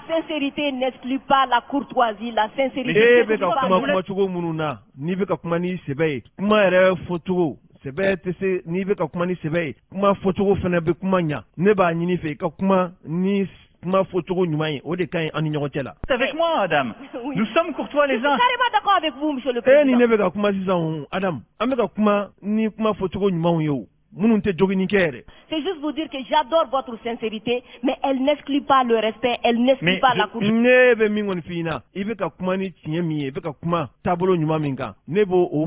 kɔni ka di ne ye kosɛbɛ o nka o t'a bali k'a fɔ kuma fɔcogo ka se ka jateminɛ an ni ɲɔgɔn cɛ la. Je pense que nous avons l'un et l'autre, là dans le débat, une très grande courtoisie. E ni ne filɛ kuma min na sisan o e b'i ta fɔ ne bɛ n ta fɔ yala o kuma fɔcogo a bɛ ka fɔ ka ɲɛ o ka sɔrɔ jogini yɛrɛ t'a la. Et on fait la démonstration qu'il n'y a pas de paternalisme, il n'y a pas d'agressivité, il y a une vraie sincérité. K'a fɔ i bɛ waleya dɔw dantɛmɛ waleya dɔw ta i n'a fɔ maa min n'a den bɛ kuma na k'o ta k'o ɲɛsin i kuma ɲɔgɔn ma nin si t'an ka kuma kɔnɔ e ni ne bɛ ka kuma sɛbɛ de kɔnɔna na bonya ani karama kɔnɔ. Mais il n'y a pas de tabou. Wa o kuma ninnu kɔnɔna na kuma dogolen t'a la koyi fɛn fɛn b'i kun ni kan cɛ i bɛ k'a ɲɛfɔ wa n bɛ k'a faamu fana. Écrit sur ce qu'on fait au Sahel, c'est exactement ça. Moi, je ne pense pas que l'intervention militaire soit l'alpha et l'oméga. Je pense le contraire. Kuma minnu bɛ ka fɔ bi farafin jamana wala an k'a fɔ cɛncɛnfuga jamanaw kunkan kuma kan ko farafin kɛlɛkɛcɛw wulila ka na o kɔni kɛra fɛn ye fɛn min ni nafa foyi ma y'a la kɔni kɛra ko durulen de ale fɛ o tɛ tiɲɛ ye o. J'ai des choses à dire, mais il faudrait bien que vous essayez de respecter les salutations d'usage. Monsieur le Président. Alors, peut-être Adam. C'est juste vous dire que j'adore. C'est exactement ça. Moi, je ne pense pas que l'intervention militaire soit l'alpha et l'oméga. Je pense le contraire. Et donc, le problème que vous avez aujourd'hui, c'est qu'il y a une autorité de transition qui dit ils devraient rester là militairement parce qu'ils ne veulent pas faire le travail. Nous, mais ne kɔni bɛ min f'i ye bi fanga min bɛ aw ka jamana yɛrɛ kunna bi n'o ye sɔrɔsi fangaw ye olu kɔni kan k'u jɔ jɔyɔrɔ minnu na u kan k'o kɛ. Justement, il y a des accords avec des engagements de toutes les parties. Tiɲɛ don bɛnkan dɔw bɛ Mali ni Faransi ni ɲɔgɔn cɛ la kɛlɛ yɛrɛ na sira fɛ sɔsɔli t'o la. Et donc, nous on est là pour la sécurité, mais à côté de ça, depuis 2017, on a l'Alliance internationale pour le Sahel, qui est de l'Est. Anw Faransi anw bɛ yan nɔ Mali yɛrɛ kɔnɔna na pour que ka se ka lakana sabati wa kabini san 2000 ni san 17 jɛɲɔgɔnya dɔw tɛmɛna tubabu jamanaw ni ɲɔgɔn cɛ la n'o ye Europe jamanaw ni ɲɔgɔn cɛ la min bɛ kɛ sababu ye ka dɛmɛ ta ka ɲɛsin farafin jamanaw ma u ka se ka yakubaya cogoya min na. Le développement avec la Banque mondiale, l'Allemagne, tous les pays. N'i ye jateminɛ kɛ diɲɛ wari bondaso min bɛ n'o ye Banque mondiale ye ka fara Alimanw ka jamana kan nin bɛɛ kɛlen don k'i seko kɛ bi. Justement européens et autres, qui est cet investissement solidaire. Ni Europe jamana minnu bɛ yen bɛɛ faralen bɛ ɲɔgɔn kan bi ka se ka ɲɛtaa dɔw sabati Mali ka ɲɛnamaya kɔnɔna na. Dans la région, et il y a le rôle du retour de l'État. Chacun doit faire sa part. Nka nin bɛɛ kɔfɛ o n'anw bɛ ka nin kɛ o a ka kan Mali faamaw yɛrɛ fana ka wulikajɔ kɛ Mali fanga bɛ se ka boli Mali fantan a 4 bɛɛ lajɛlen na cogoya min na o kan ka kɛ olu fana ka baara ye. Et plus vite le reste est fait, plus on peut se retirer militairement. Ni olu sera k'o baaraw kɔni kɛ min ye Faransi sɔrɔsiw ye siga kɔni t'a la olu bɛ bɔ ka sɔrɔ hali fɛn ma f'u ɲɛna olu bɛ bɔ o baara ninnu sabatilen kɔfɛ. Parce que je vais être clair avec vous, je partage totalement la finalité. Jamais une intervention militaire ne remplace le travail d'un État. Jamais. Mais min f'i ye Adam i ye kuma min fɔ i ka kuma dɔw senfɛ ne bɛ sɔn ma n dalen b'o la k'a fɔ min ye kɛlɛkɛcɛw ka bɔ diɲɛ yɔrɔ wɛrɛw la ka fɔ k'u bɛna fagaliw de kɛ ka se ka lakana sabati ale kɔni fɛ tiɲɛ yɛrɛ la y'o min fɔ o ye tiɲɛ ye ne bɛ sɔn i ka kuma in ma.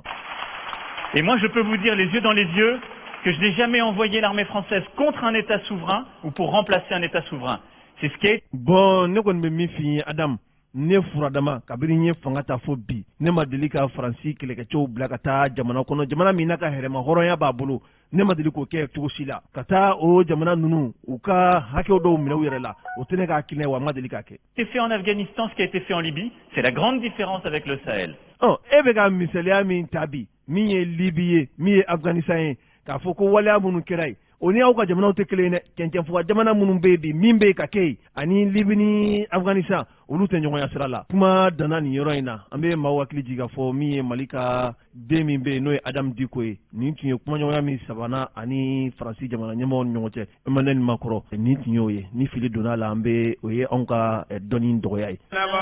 N balimaw bereberetɔn bɛ n'a bɛ fɔ o ma ko RDPM n'o ye Sheikh Modibo Jara ka bereberetɔn ye k'u ye ɲɔgɔn lajɛ kɛ dɔgɔkun furancɛ in kɔnɔna na. Ibrahim Jawara a lajɛ a kɛra min ye RPDM ye u ye lajɛba kɛ sibiri tɛmɛnen dunanjigiso min bɛ yen n'u b'a wele k'a fɔ hôtel de l'amitié a kɛra yen nɔ sigida yɛrɛ filanan ma. An ka mɔgɔ jumɛn tun bɛ kɛnɛ kan. Kɛnɛ kan an ka ciden Kanta tun bɛ yen ko parti politiques ani association olu caman farala ɲɔgɔn kan ka taa u ka danaya di Sheikh Modibo Jara ma ka yɔrɔ kurakuraya bɛna don parti la. I bɛ Sheikh Modibo Jara dɔn l'astrophysicien. N b'a dɔn mun na ka d'a kan furancɛ fanga san 2000 ni san 12 sukaro kɛra 75 ye malo jiginna farini jiginna tulu jiginna o kɔni hari maa min tɛ zonzan fɛ i b'a fɔ k'a tulo ka jan a kɔni a y'o kɛ furancɛ fanga kɔnɔna na a y'o premier ministre ya jɔyɔrɔ min fa balo da jiginna ala ko tiɲɛ a sunkalo maaw fara maa caman tun bɛ yen o tɛ se ka taa sukaro di u buraw ma nka Sheikh Modibo Jara ka premier ministre ya kɔnɔ san 2000 ni san 12 ala ko tiɲɛ caman taara sukaro bɔrɔ di buraw ma ka d'a kan sukaro bɔrɔ jiginna Jawara fo 3,400 o kɛra a ka tile la ni n bɛ deli k'a fɔ ko ni maa ye ɲuman mun kɛ wala ni maa ye jɔyɔrɔ mun fa a faso kɔnɔna na n'a ye fɛn min kɛ n'a ɲɛna an ka fɔ an kana to tuma bɛɛ suseli la a dalen bɛ ko k'a tun ka ɲi a ɲɛnama an k'a fɔ de f'a tulo ka don a la k'a fɔ karisa ye nin kɛ a ye nin jɔyɔrɔ nin fa nin waati in na jamana a lafiyara jamana kɔnɔdenw lafiyara dɔ bɔra malo la dɔ bɔra tulu la dɔ bɔra farini la dɔ bɔra sukaro la hali maa minnu tun famana ka taa sukaro di u buraw ma caman taara ni sukaro bɔrɔ y'a san e b'o la an kɔni an ta ye bada de ye nka ne kɔni ye min faamu i ka taabolo la dɔrɔn ni maa min da bɛ ko in na sanfɛ o y'i ka masuramɔgɔ ye ayi e m'i buran kɛlɛ Asimi ye n'a sɔrɔ ko Sheikh tun ye Mali président ye bi i buran tun bɛ k'ale fana ye général Musa ka sira fɛ n buran dɔ kɛ a kɛnɛ kan Ablaye Kanta tun tɛ yen Ablaye Kanta tun ye an ka ciden ye a ye fɛn min sɔrɔ an ka fara ɲɔgɔn kan an ka jɛ k'o la a bɛ politiki tɔn caman bɔ minnu n'olu y'a kanu ka fara Dr Sheikh Modibo Jara kan ni ale ye fɛɛrɛ tɔnkulu RPDM ma ɲɛma ye ni faraɲɔgɔnkan ye kunnafoni kɛra sibiri min ni a bɛnna octobre kalo tile 9 ma san 2021 a kɛra dunanjigi bonna min tɔgɔ dalen bɛ hôtel de l'amitié la an fɛ Bamakɔ yan politiki tɔn ma ɲɛmɔgɔ caman tun bɛ kɛnɛ kan ye ka fara u ka tɔndenw kan min sɔrɔla ka bɔ Dr Sheikh Modibo Jara yɔrɔ nisɔndiyala olu filɛ nin président minnu sigilen bɛ nin tabali na yan nin kelen bɛ parti dɔ président ye wa dɔw yɛrɛ bɛ yen olu sigilen bɛ jama cɛ la olu tɛ tabali la yan ani an ka présidentu an farala ɲɔgɔn kan an ko an ka jamanadenw ka welewelekan an y'a mɛn ani yɛlɛma min n'o nege b'u la an y'o fana dɔn an y'o mɛn an ko u ye kuma minnu fɔ ka taa kɛnɛya sabatili la n bɛ fɛ mɔgɔw k'u tuloma da kosɛbɛ anw ka mɔgɔw ye kɛnɛya sabatili fɔ cogo min na a ma fɔ k'an tɛ dɔgɔtɔrɔso jɔ dɛ dɔgɔtɔrɔso bɛ jɔ nka an y'a dɔn fana k'a fɔ n'i ye hadamaden selen dɔgɔtɔrɔso la kɛnɛya de ma sabati kɛnɛya bɛ sabati cogo di n'i ye ji sanuyalen di mɔgɔw ma o k'a min mɔgɔw ka dumuni dun k'u kɔnɔ fa ka tila k'u sigi yɔrɔw saniya a ka ca ala fɛ yɔrɔ janya ka bɔ ɲɔgɔn na an k'o la dungafa o sabatili k'o bi kɛ an ka baaraw fɔlɔfɔlɔ dɔ ye dungafa bɛ sabati cogo di an bi ci kɛ ka dɛmɛ kɛ o ka se ka yiriwa n'i bɛ fɛ ka ci kɛ ka yɛrɛwa i bɛ dugukolo di cikɛlaw ma u ka dugukolo a du tɔgɔ la u ka ci kɛ n'a ye i bɛ si ɲumanw ɲini ka d'u ma i bɛ nɔgɔ ɲumanw ɲini ka d'u ma i bɛ tila k'i jija ni ala ma latigɛ san min na sɔmiya ka ɲɛ o k'a sɔrɔ fɛɛrɛ bi kɔnɔ fɛɛrɛ min b'a to an ka baji minnu bɛ yen ani ji minnu bɛ dugu jukɔrɔ n'olu bɛ se ka bɔ k'olu walakata an ka sɛnɛkɛfɛnw ka ɲɛ u ka se mɔna kan nka n'i y'o bɛɛ kɛ waati min na n'an kun bɛ ci kɛ ni daba ye ne yɛrɛ ncinin kun bɛ taa foro la n bɛ taa ci kɛ ni fɔlɔw ni dabaw ye o waatiw tɛmɛna sisan n'an bɛ fɛ ka suma caman sɔrɔ ala y'an garijɛgɛ don dugukolo caman na a ye to an ka yamafama sɛnɛkɛ masinw san o b'a to an bɛ se ka dugukolobaw bɛ yen ka forobaw bɛ yen k'a dun k'a fa ka tila k'a tɔ feere sigiɲɔgɔnw ma an ko an ka kalan bayɛlɛma kalan minnu b'a k'an fɛ yan an ka kalanw ta k'u ɲɛsin baaradaw ma ani dɔnniw ma dɔnni min n'o bɛ se ka jamana ɲɛtaa nafa n'o ye cikɛ ni mɔni ani baganmaraw ye i n'a fɔ n y'a fɔ cogo min na mɔɔw mago bɛ ingénieurs la ingénieurs minnu n'olu bɛ se ka courant dilan an ye ni tile ye mɔɔw mago bɛ ingénieurs la minnu bɛ se ka ji sama ka bɔ dugu jukɔrɔ ni k'a k'an ka foro kɔnɔ an mago bɛ mɔgɔw la mɔgɔ minnu bɛ se ka si ɲumanw ani si kuraw dilan an bɛ se ka min da an ka foro la an mago bɛ mɔgɔ la mɔgɔ minnu bɛ se ka nɔgɔ ɲuman dilan ka d'an ma nɔgɔ min n'i y'a k'i ka foro la a b'a to i y'a mafama i ka ci kɛ nafa bɛ y'a la o b'a to a tɛ dugu jukɔrɔjiw a tɛ a to u ka tiɲɛ an mago bɛ ni maaw la an ko n'an farala ɲɔgɔn kan n'an ka jamanadenw ye anw ka kala ta k'u ɲɛsin anw ma anw ko nk'an bɛ mali dilan mali min y'a mafumuya bala n'a basigilen don ni kɛlɛ t'a ni maa cɛ mali yɛrɛ kɔnɔna na wa kɛlɛ t'a ni maa cɛ mali kɔkanna na k'an b'o mali de dilan an ko an bɛ mali dilan mali min ni lakɔliso bɛ yen lakɔliso min ni denmisɛnninw ni maakɔrɔbaw bɛɛ bɛ se ka taa lakɔliso la wa n'i kalanna fana sɛbɛnfura min bɛ d'i ma sɛbɛnfura gansan tɛ nafa b'a la parce que a b'a to i bɛ se ka baara sɔrɔ i bolo k'i kɔ sɔrɔ i k'i bangebaaw barika ɲini n'o tɔnɔ ye an k'o tɛmɛnen kɔfɛ n bɛna mali dilan mali min kɔnɔ a den bɛɛ cɛ ni muso denmisɛn ni maakɔrɔba bɛɛ bɛ se k'i ka hakɛ sɔrɔ min na duguba kɔnɔmaa ani maa minnu bɛ y'a mafɛ an ka dugu fitininw kɔnɔ bɛɛ bɛ se k'i ka hakɛ sɔrɔ jamana min na an k'an bɛ mali dilan mali min ni jamana den bɛɛ ka kan a sariya ye sariya bɛ kiiri tigɛ maaw ni ɲɔgɔn cɛ tiɲɛ yɛrɛ jaati kan an b'o mali dilan an ko an bɛ mali dilan mali min bɛ an ka cogokɔrɔw an ka dɔnni kɔrɔw an ka laadaw an'an ka jamana yɛrɛ dacogo an'an ka baji siraw an'an ka kungo kɔnɔnaw mali min y'a mafama ni maa minnu bɛ balo la bi n'olu bɛ se k'u hakili to o nin fɛn bɛɛ la pour que u ka se k'a ta k'a di u denw n'u mɔdenw ma o ka k'olu ma tiɲɛ ye an ko k'an b'o mali dilan an ko an bɛ mali dilan mali min ni fanga b'a la ni a kɛlɛkɛcɛw n'o y'a armée ye u ka ca u jɔlen don u ka farin u labɛnnen don an ko an b'o mali dilan n'u y'o kɛ n'o y'a sɔrɔ fana anw sera k'an jɔ an jɔyɔrɔ la ka kiiri tigɛ maaw ni ɲɔgɔn cɛ tiɲɛ kan n'an y'o mali suguya dilan a ka ca ala fɛ hɛrɛ bɛ na jamana kɔnɔ an ko an bɛ mali dilan mali min n'an tilala an ka baaraw la yanni maakura minnu bɛna yal'olu ka na an ka baara ta ka tɛmɛ n'a tɔ ye ka jamana fɛ mɔgɔw b'a fɔ tiɲɛni na an taara ninnu minnu ka réunion na octobre kalo a tile 9 hôtel de l'amitié la n'u partiw farala ɲɔgɔn kan tiɲɛni yɛrɛ la ninnu ka waati la mali jara a kɛra jamana duman ye an ye nin kuma de fɔ nin y'a kumabaw tɔmɔni ye k'o fɔ a ye an ka foli b'a bɛɛ ye ani ce a ka lamɛn na merci beaucoup na dɔnkibaaru kuma sera n'aw ma na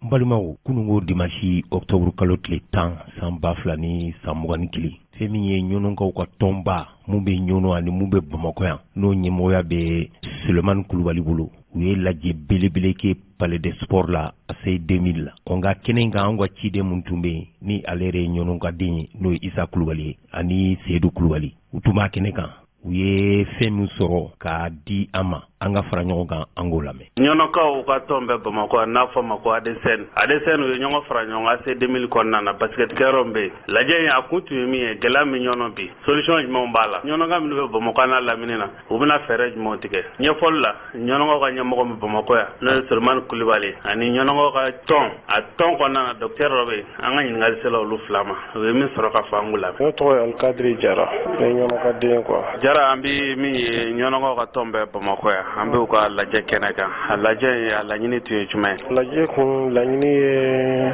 gɛlɛya min bɛ ɲɔgɔn sisan nin waati na n'o ye lakanako gɛlɛya ye waleya minnu kɛra dɔgɔkun kɔnɔna la o de kɛra sababu ye ADSN biro ko ka ɲɔgɔn ye ka hakililaw di ɲɔgɔn ma cogoya min na jolibɔn bɛ se ka nɔgɔya ɲɔgɔn jamana se ka hakili jigin waleya jumɛn de kɛra ɲɔgɔn nin waati na ɲɔgɔn waleya min kɛra nin waati na a yira k'a fɔ marifa kunkan de bonyanen don kosɛbɛ joli bɛ ka bɔn fagali bɛ ka kɛ ka taa komini mariko yanfan ninnu fɛ ka taa sibila gɛlɛya ninnu de kama ADSN président ye wele da k'an ka ɲɔgɔn sɔrɔ yan ko kana hakililaw di ɲɔgɔn ma an ka dugu bɛ se ka bɔ cogo min na o de y'an nakun ye lajɛ in kɔfɛ a ye hakililaba jumɛnw ta hakililaba minnu taara président yɛrɛ bɛna segin ka k'olu fɔ hakililaba fɔlɔ dɔ ye ka communiqué dɔ kɛ filanan ye ka wuli ka se ɲɛmɔgɔ dɔw ma minnu bɛ se k'an dɛmɛ kosɛbɛ an bɛ se ka baara ninnu kɛ cogo min na welekan b'i bolo ka lase ɲɔnɔnkan minnu tulo b'an na Bamakɔ ɲɔnɔnkan minnu bɛ Bamakɔ yan u k'a dɔn ko an ka dugu de don a kɛra kɛ cogo cogo an ka dugu de don f'an ka jɛ an ka fanga fara ɲɔgɔn kan k'a fɔ n ye karisa ye ne bɛ nin poste la ne o t'a la o ye wolodugu dès k'i wolola ɲɔnɔ ka ban n'a sɔrɔ samasamani dɔ bɛ dɔn ni jɔ cɛ fiɲɛ furugufurugu dɔ bɛ dɔn an bɛɛ k'o bila ɲɔnɔ bɛ degun de kɔnɔ bi an kan ka fara ɲɔgɔn kan an ka ɲɔnɔ bɔ ka kuma kuncɛ k'aw fo hali bi k'aw fo k'aw ka cɛsiri parce que communication ko défaut dɔ bɛ ko in fana na o ye aw ka jɔyɔrɔ ye aw yɛrɛ communication kalan ni caman ye ɲɔnɔnkaw ye kunnafoni dɔ bɛ aw bɛ se k'o fɔ Sulemani Kulibali ne ye ɲɔnɔ ADSN tɔn min sigira ɲɔnɔ cercle bɛɛ ka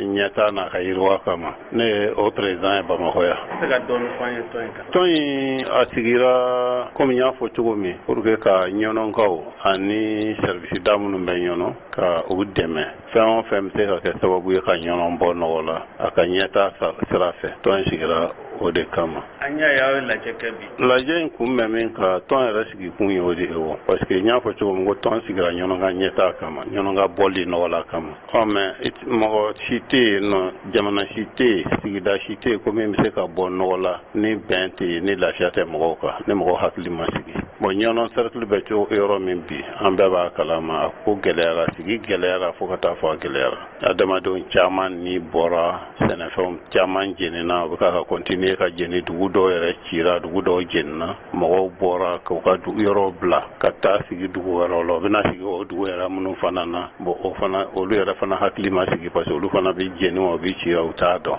et puis u bɛna sigi mɔgɔ minnu ka se tɛ olu yɛrɛ fana ye parce que n'i y'a mɛn a bɛ balo a bɛ a ka sɛnɛfɛn de sɔrɔ mɔgɔ caman de bɛ yen bi sumanw bɛ kungo kɔnɔ mɛ mɔgɔw tɛ se ka taa a tigɛ u tɛ se ka taa a kan u tɛ yɛrɛ tɛ se ka bila foro la. président an b'a dɔn nin mankan in ma daminɛ a daminɛ kuma mɛn na aw ye ɲɔnɔnkaw ka tɔn n'o ye ADSN Bamakɔ yan yala aw delila ka ko dɔ kɛ nin ko in na. mankan in kabini a daminɛna ka na bila sisan na an ma sigi faama bonda ni ɲɛmɔgɔ kunda c'est à dire mɔgɔ o mɔgɔ n'o da kan ka don nin kuma in na ne hakili la an sera a tila bɛɛ ma kabini a daminɛ an sera mɔgɔ fɔlɔfɔlɔ ma o ye Haut Conseil islamique ye an ser'o ma k'a f'u ye k'a fɔ gɛlɛya b'an kan ɲɔnɔ gɛlɛya min b'an kan an y'a jir'u la k'a jir'u la fana k'a fɔ an nana u k'an dɛmɛ pour que an ka solution bɛ se ka sɔrɔ a la ka lafiya da di an ka ɲɔnɔnkaw ma o conseil jaabi sɔrɔla la parce que o conseil taara u taara u kumana donso ni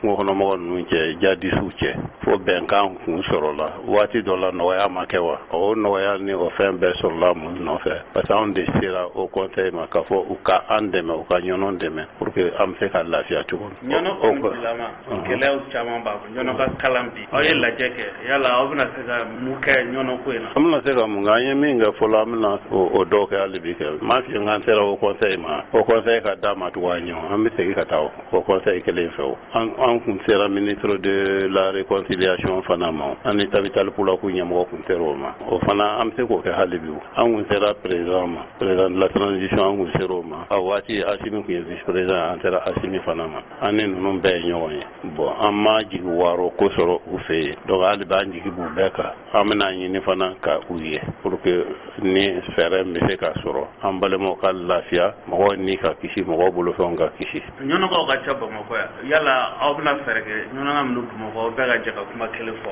an bɛɛ hami ye kelen ye o a bɛ fɔ min ma ko marché an ma se o yɔrɔ ma fɔlɔ parce que faamaw m'a fɔ fanye k'u dɛsɛra an jigi bɛ faama kɔ m'a fanye k'u dɛsɛra bon o conseil min fana ni o b'an dɛmɛna an ka baaraw la olu fana m'a fɔ k'a fɔ u t'an dɛmɛ donc pour que ka bɔ ka taa mankan ci k'a fɔ an fo nin ka kɛ nin ka kɛ nin ka kɛ o b'a sɔrɔ minnu ka kan k'a kɛ minnu ka kan k'i dɛmɛ olu ye u fori ka bɔ i kɔrɔ de k'a fɔ ko u tɛ se k'i dɛmɛ bilen ou bien i yɛrɛ y'a ye k'a fɔ u dɛsɛra bon an ma dɛsɛ yɔrɔ ye fɔlɔ bon an ma ban yɔrɔ fana ye an dɛmɛbagaw kɔrɔ ka bɔ ka marche kɛ ka mankanw kɛ o t'an ka programme na fɔlɔ m'a fɔ peut-être comme adamaden ko don m'a fɔ sinikɛnɛ a tɛna se ka kɛ o bɛ ala bolo mais bi bi in na kɔni an hakili t'o kan hakilisigi kuma min bɛ ne bolo k'a fɔ c'est que ɲɛlatigɛ kɔnɔ ko o ko n'a ye mɔgɔ sɔrɔ i k'a da ala kan min bɛ ɲɔnɔgɔw ka bi an si sago tɛ mais ala de ye nin latigɛ k'a fɔ nin waati mana se nin ko sugu bɛ se ɲɔnɔgɔw ma o ala kelen bɛ yen a bɛ ban ne tɛ se k'a f'i ye bi k'a fɔ a bɛ ban bi a bɛ ban sini ou bien k'a fɔ nin fɛɛrɛ de bɛna tigɛ sisan k'a ban mais n b'a dɔn kɔni ala t'an to nin na ala ka ɲi o ma nin fɛn bɛ ban fo a laban an b'a baro kɛ ne kɔni ne dalen b'o la komi ala ka maafa mɔgɔw an ka mɔgɔw k'u hakili sigi min kɔni kɛra a gɛlɛyara dɛ a gɛlɛyara fo ka taa fɔ a gɛlɛyara mais a solution b'a la bolo dɛ wa a solution bɛ sɔrɔ dɔw ta bɛ ka jeni n bɛ nin bɛɛ kalama an fana ka bi réunion kun ye mun ye bi réunion kun de ye pour que k'o kow bali ni fura min bɛ se ka sɔrɔ o la joona joona pour que o fɛɛrɛw ka tigɛ an kɔni ka bi réunion kun de ye solution ka sɔrɔ joona an ma réunion kɛ k'a fɔ an bɛ taa mɔgɔ kɛlɛ k'a fɔ nin bɛ yan fɛ nin bɛ yan fɛ an ka réunion ma sigi o kan dɛ réunion kɔni sigira pour que nɔgɔya bɛ se ka se ɲɔgɔn yɔrɔ la cogo min ko minnu bɛ sen na sisan o bɛ se ka dabila sisan joona joona joona cogo min pour que mɔgɔw bɛ se ka u ka sumanw sɔrɔ pour que niw bɛ se ka kisi ka kuma kun cɛ kɔni ne bɛ min fɔ an balimaw ye u k'u hakili sigi u k'u jigi da ala kan hali bi an ka continuer an k'an jigi da an ka ɲɛmɔgɔw kan ni daɲuman fɛn o fɛn fana k'a bɛ don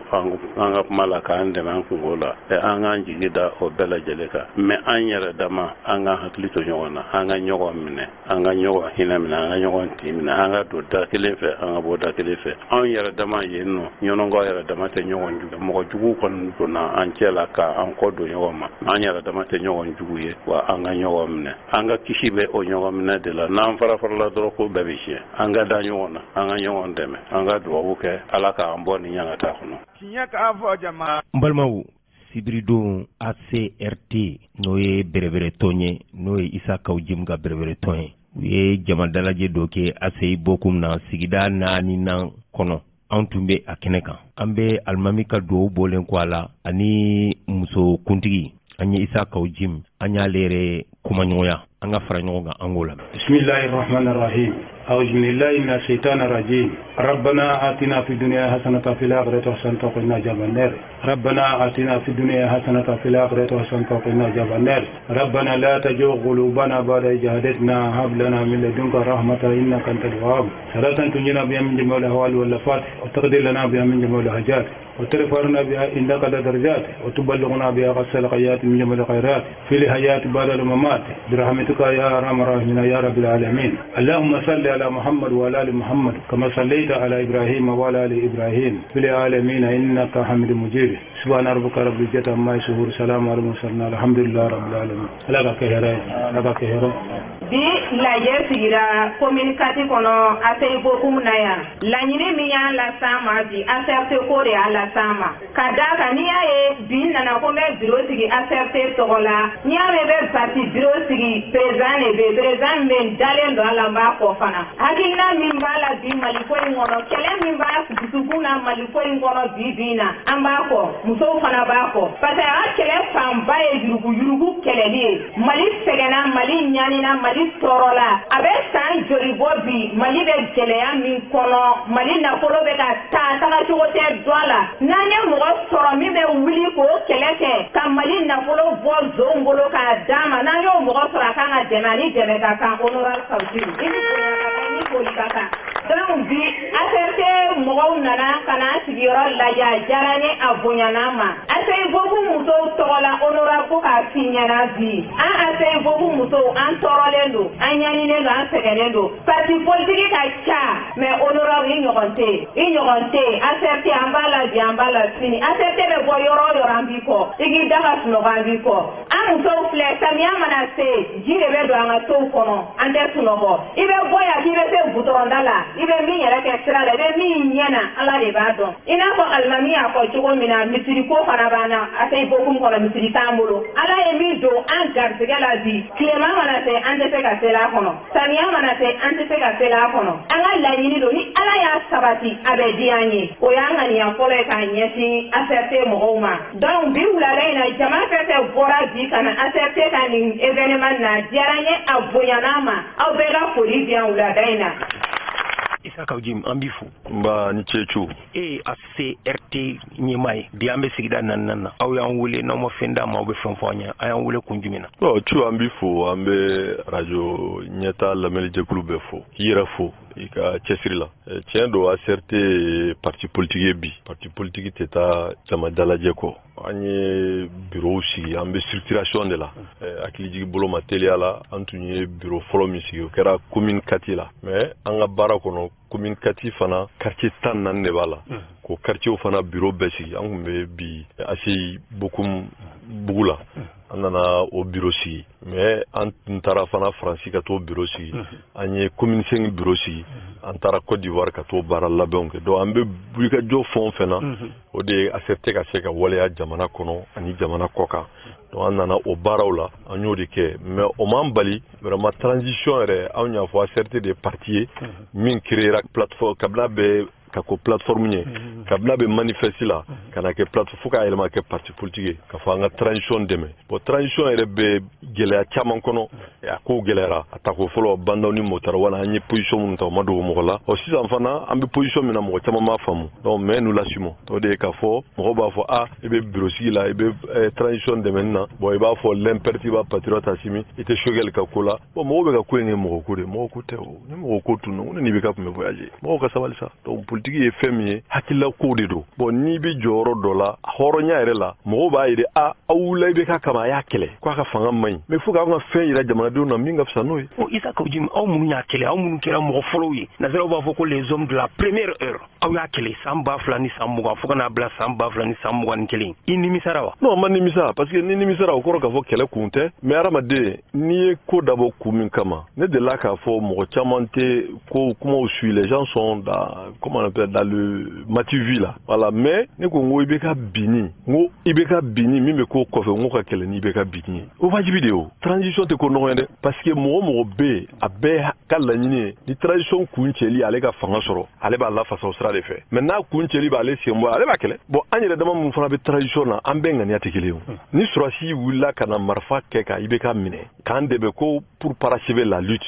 mais an ye mun de fɔ i bɛ ka binni na ko le régime est corrompu et oligarchique tubabukan tɛ yan ko yurugu fanga don ani taɲini fanga ani mɔgɔ damadɔ ka ko labɛnnen ko k'o dabila bon surasiw yɛrɛ sɔnna k'a fɔ min olu yɛrɛ bɛɛ tɔɔrɔ olu bɛ ka sa u joli bɛ ka bɔ nafolo min tar'u tɔgɔ la u m'a ye u m'a mɛn n'o ye programmation militaire wari ye bon olu ka kɛlɛ fanba ka don ko in na o y'o ye an minnu wulila n'o i bɛ ka mɔgɔ kɔrɔw ye a minisiri kɔrɔw tun b'a la parce que n'i ye M5 kuma in lajɛ fo k'an ka cɛ dɔw fɔ ɲɔgɔn ye Choguel tun tɛ minisiri ye fo k'a kɛ porte parole ye maître Muntaka ma kɛ minisiri ye fo porte parole la Bacili ma kɛ IBK ka minisiri ya Koniba kɛ minisiri ye wa bon nin bɛɛ tun tɛ IBK nɔfɛ an yɛrɛ fana tun t'a nɔfɛ cogo dɔ la wa bon ni jamanadenw bɛɛ sɔnna ko ka IBK gɛn est ce que jamanadenw ko k'an ka IBK gɛn de ko ka fanga di Choguel ma ou bien k'a di Muntaka ma ou bien k'a di Bacili ma ou bien k'a di ne ma non jamanadenw ko de ka IBK gɛn an ka na ni système kura ye bon o système kura in o de dɛsɛra ka ɲɛ sɔrɔ parce que o bɛ ka taa n'an ye min na a fɔ ma tubabukan na ça c'est droit au mur o tɛ ɲɛ o. ça fait e bolo kunkolo kɔrɔ wɛrɛ si tun man kan ka ta ka bila jamana minisiri ɲɛmɔgɔya la. parce que mɔgɔw bɛ ka ko fila ɲagami ɲɔgɔn na n ye kɛlɛ kɛ a ka falen ani n ye kɛlɛ kɛ n ka bila kun o tɛ kelen ye o. c'est fa aw tun bɛ kura de nɔfɛ. mais an dɛsɛra k'o sɔrɔ o e bɛ nin bɛɛ ta ka lajɛ n'a bɔra Assimi na kura bɛ min n y'an ko Assimi lafasa il traîne pas de casserole a ma jamana nafolo suɲɛ politique tɔn ka mɔgɔ tɛ diinɛmɔgɔ ka mɔgɔ tɛ danbebɔ mɔgɔ tɛ ale ye sɔrɔsi ye jamana bɛ lakanabaliya kɔnɔ ale bɛ se ka bɛɛ fara ɲɔgɔn kan parce que agenda wɛrɛ t'ale la il est militaire mais politique mɔgɔ bɛɛ ils ont des agendas. Bon, ni tara mo bla parti kumba bolo fo sara ba pochi ko no est impéré munye e ba do tu connais l'histoire. Tuma mina ni Moussa Bina. Shogel no ya nyini kube IDP ngata na election na ubana. Futra tinalla. Bankele ke pe pa so ka impère créé. Professeur Manamen Koko a tiré CPC Duma. Ata Duma. O makewa. Do so la ka impère créé. Ale ref président nyini chien jol ni impère toy. Mbora min kala ma chien saba. Bon, no bekera no blara primature kuna. Politiquement togo kutala. Amase ku convaincu. Bon, jamana bena diviser tout pour et contre. Mais afurani ibe chimanje fanga ina I jamana kalata I sentola. Non, c'est-à-dire que ni fangata kalota ni segi o ko fe itlara ka prologer shogel be muna asisi ko remeka do fra transition. Ni do fra transition avec politique ke femin kama mo soro ka ba. Onga jamana de be nyini ngade. Fictive ni te marché o. E ba kalama amadu tumanu ture tumame nuku kube bandia kola comme budo. Oye conférence nationale souveraine de ke relatif. Ka fa ambeta sika fola na te do bolo de. Fin sababe jamana do mana be minga mbakwe. Oye constitution ka élaboré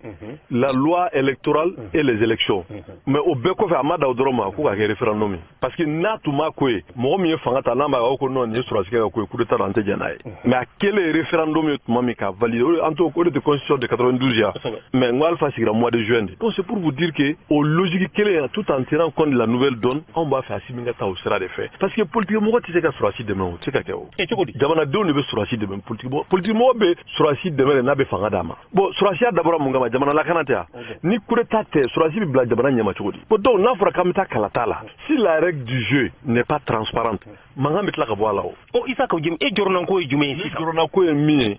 Sigi mbe ka fo il faut que sigi ngake sigi horo sigi halala. Refondation o, réforme o, conférence o ni beto kan. Malien be.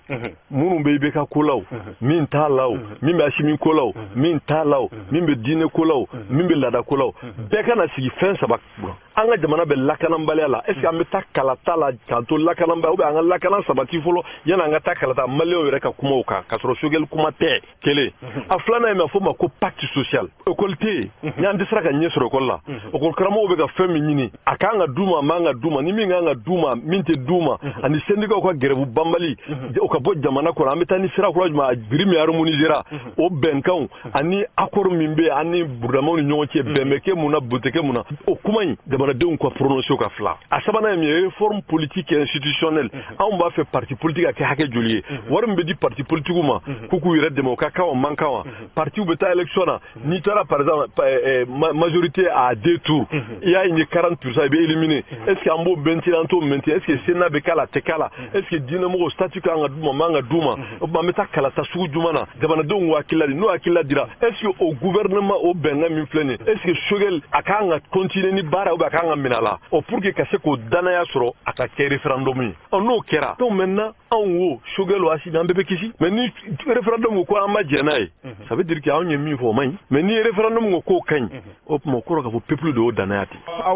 balmaw ni dogoku franci konana yasa ñogo famia be se ka soro cogomi kunnafonidilaw u be se ka kiritigɛlaw u be baara boloda cogo min u be se k'o faamuya cogo min minnu b'a sɛbɛn minnu be jata anw minnu be kuma mikro la a lajɛ a kɛra maison de la presse la maison de la presse ɲɛmaa yɛrɛ tun bɛ n'o ye Banjugu Dante ye ministre Mamaye Kasonge ale tun bɛ yen ka ɲɛfɔli kɛ directeur national des affaires judiciaires o fana tun bɛ yen kiritigɛla wɛrɛw tun bɛ yen ministre ye ɲɛfɔli min kɛ pôle économique mun bɛ Kayi mun bɛ Mopti mun bɛ Bamakɔ yan k'a bɛɛ bɛna kɛ kulu kelen ye baara bɛ se ka boloda ka ɲa cogo min ministre y'a jira fana k'a fɔ n'o ye Kasonge ye ko ni maa minɛna sisan maa minnu bɛ faso nafolo dun n'a sɔrɔ hɛrɛlafɛn b'u bolo n'a bɛ fɔ o ma ko bien n'o b'u bolo kabiri enquête préliminaire la kabiri enquête daminɛ n'a sɔrɔ sangaso lahawta b'i bolo ACI la walima bolimafɛnw camanba b'i bolo wala nafolomafɛn wɛrɛ b'i bolo o bɛ minɛ n'a sɔrɔ 1,500,000 i y'o de dun u b'o o jate minɛ o so lahawta mun jɔlen bɛ k'o valeur jate minɛ k'o feere k'o wari k'o bila faso jiginɛ kɔnɔna na ministre ye walawalali mun kɛ n'o ye Kasonge ye ministre de la justice an ka fara ɲɔgɔn kan an k'o lamɛn. min ye an ka pôle économique et financier a kɛ jɛkulu kelen ye parce que pôle 3 de tun bɛ yen kelen tun bɛ Kayi kelen tun bɛ Mopti kelen tun bɛ Bamako maintenant texte kura minnu taara o hukumu na Kayi ta ni Mopti ta o bɛɛ farala Bamako ta kan ka kɛ pôle kelen ye donc procureur kelen de bɛna ye o pôle kunna substitut ani juge d'instruction ani juge au siège olu fana tɛna baara wɛrɛ foyi kɛ fo ka yuruguyurugu kɛlɛ bon a yirala fana k'a fɔ minnu ye faso nafolow siɲɛ sariya kura in bɛ justice mɔgɔw yamaruya u ka se k'u ka bien saisi kabini enquête préliminaire waati la donc misali la n'a tigi ye $100,000 de ta hali ni o $100,000 in ma sɔrɔ a bolo maintenant ni fɛn dɔ sɔrɔla a ka patrimoine kɔnɔ min valeur b'o bɔ sariya bɛ yamaruya di o fɛn in ka saisi hali n'a ma sɔrɔ suɲɛni sira fɛ an bɛ min ɲini aw fɛ an ka ministère dayɛlɛlen don n'aw mago jɔra kunnafoni na dɔrɔn a ye na an bɛ kunnafoni sanuman d'aw ma. balimaw sigida duurunan mairie jatew lahalaya n'a bɛ fɔ o ma ko session budgétaire musaka minnu bɛ mairie bɛ baara kɛ ni musaka minnu ye mun bɛ don ani mun bɛ bɔ olu bɛ baara kɛ ni fɛn min ka d'a kan mairie tɛ se ka baara kɛ fo ni musaka bilala a ka bolo kan n'a bɛ fɔ o ma ko session budgétaire o lajɛ tun bɛ commune 5 mairie yɛrɛ kɔnɔna na ye sibiri don ye anw ka ciden min tun bɛ a kɛnɛ kan o ye Ablaye Kanta ye lajɛ bannen Ablaye Kanta ka ɲininkali sera maire ba ma o bɔra yen société civile an balimamuso don a y'o ɲininka ka tila k'a laban fɛn min ye Recotradi représentant ye n'o ye Gole Tunkara ye an ka fara ɲɔgɔn kan Ablaye Kanta ye fɛn min sɔrɔ commune 5 mairie kɔnɔna na kunnafoni na an k'o lamɛn. Mairiw ka baaraw ye baara minnu ni a musakaw bɛ boloda u fɛ yanni ka taa se san yɛlɛmali ma an ko de ma ko bidijɛw ni musaka kofɔlen a sigi bɛ kɛ mairiw ani komini denw fɛ kin ni kin ni kana kun cɛ sigiba min bɛ kɛ ni mairi ani jamanadenw ye ka sanga o bidijɛ barolasigi ma sigida duurunan mairiso min ɲɛma ye Amadu Watara ye o ye barolasigi kɛ sibiri min ni a bɛnna octobre kalo tile 9 ma san 2021 a kɛra sigida duurunan mairiso ba la ka taa ɲɛfɔli kɛ u ka san bidije olu kan san 2022 in na bidije min ɲininen bɛ sigida duurunan mairiso fɛ o ye miliyari 7 bɔɲɔgɔnko ye sera min sɔrɔla kɛnɛ kan ye Gole Tunkara ale y'a ka nisɔndiya jira kɛnɛ kan ye. Ne yɛrɛ Recotradi commune 5 président foli di bɛɛ lajɛlen ma hakilina min bɛ n na o ye nisɔndiya ye sabu bamananw b'a fɔ tuma bɛɛ ko jɛkafɔ ye damu ye ni mɔgɔ jɛra ka kan na lɔgɔ ta n'a b'a bila a b'a sara ɲɔgɔn na o b'a to lɔgɔ tɛ na mɔgɔ si jɔge n'i ye mairie lajɛ n'i ye tanuni fɛn fɛn ani commune denw cɛw musow denmisɛnw mɔgɔkɔrɔbaw hali k'a diya mɔgɔ minnu tɛ commune den ye mais n'u sigiyɔrɔ bɛnna ma walima u mago ɲini yɔrɔ bɛnnen dɔ commune ma olu bɛɛ lajɛlen de ni commune mɔgɔw bɛ falenfalenw kɛ hakiliw ani baaraw cogoyaw la ne hakili la ni waati n'olu ye wagati kɛrɛnkɛrɛn bolo da k'a fɔ ko an ka kɔmasegi kɛ ɲɔgɔn ma an ye fɛn minnu kɛ n'u ɲana an ye fɛn minnu kɛ fana ni jɛngɛ yer'u la n'an si ta defɔtɔ ye an ka jɛ k'o fɔ ɲɔgɔn fɛ k'a latile ɲɔgɔn fɛ ne hakili la o ye hɛrɛ de ye o de kosɔn n'i ye sigi lajɛ mɔgɔ bɛ yen ni kɔɲanabɔla kulu don n'a bɛ commune kɔnɔna na olu bɛɛ lajɛlen bɛ kɛnɛ in ka yan nɔ n'i y'o kɛtɔ ye ka da la k'a fɔ ko jɛkafɔ de ye damu ye ka ca Ala fɛ a siɲɛ fɔlɔ tɛ nin ye siɲɛ 5nan de filɛ nin ye an bɛ sigi a 5 bɛɛ lajɛlen kɛnɛ kan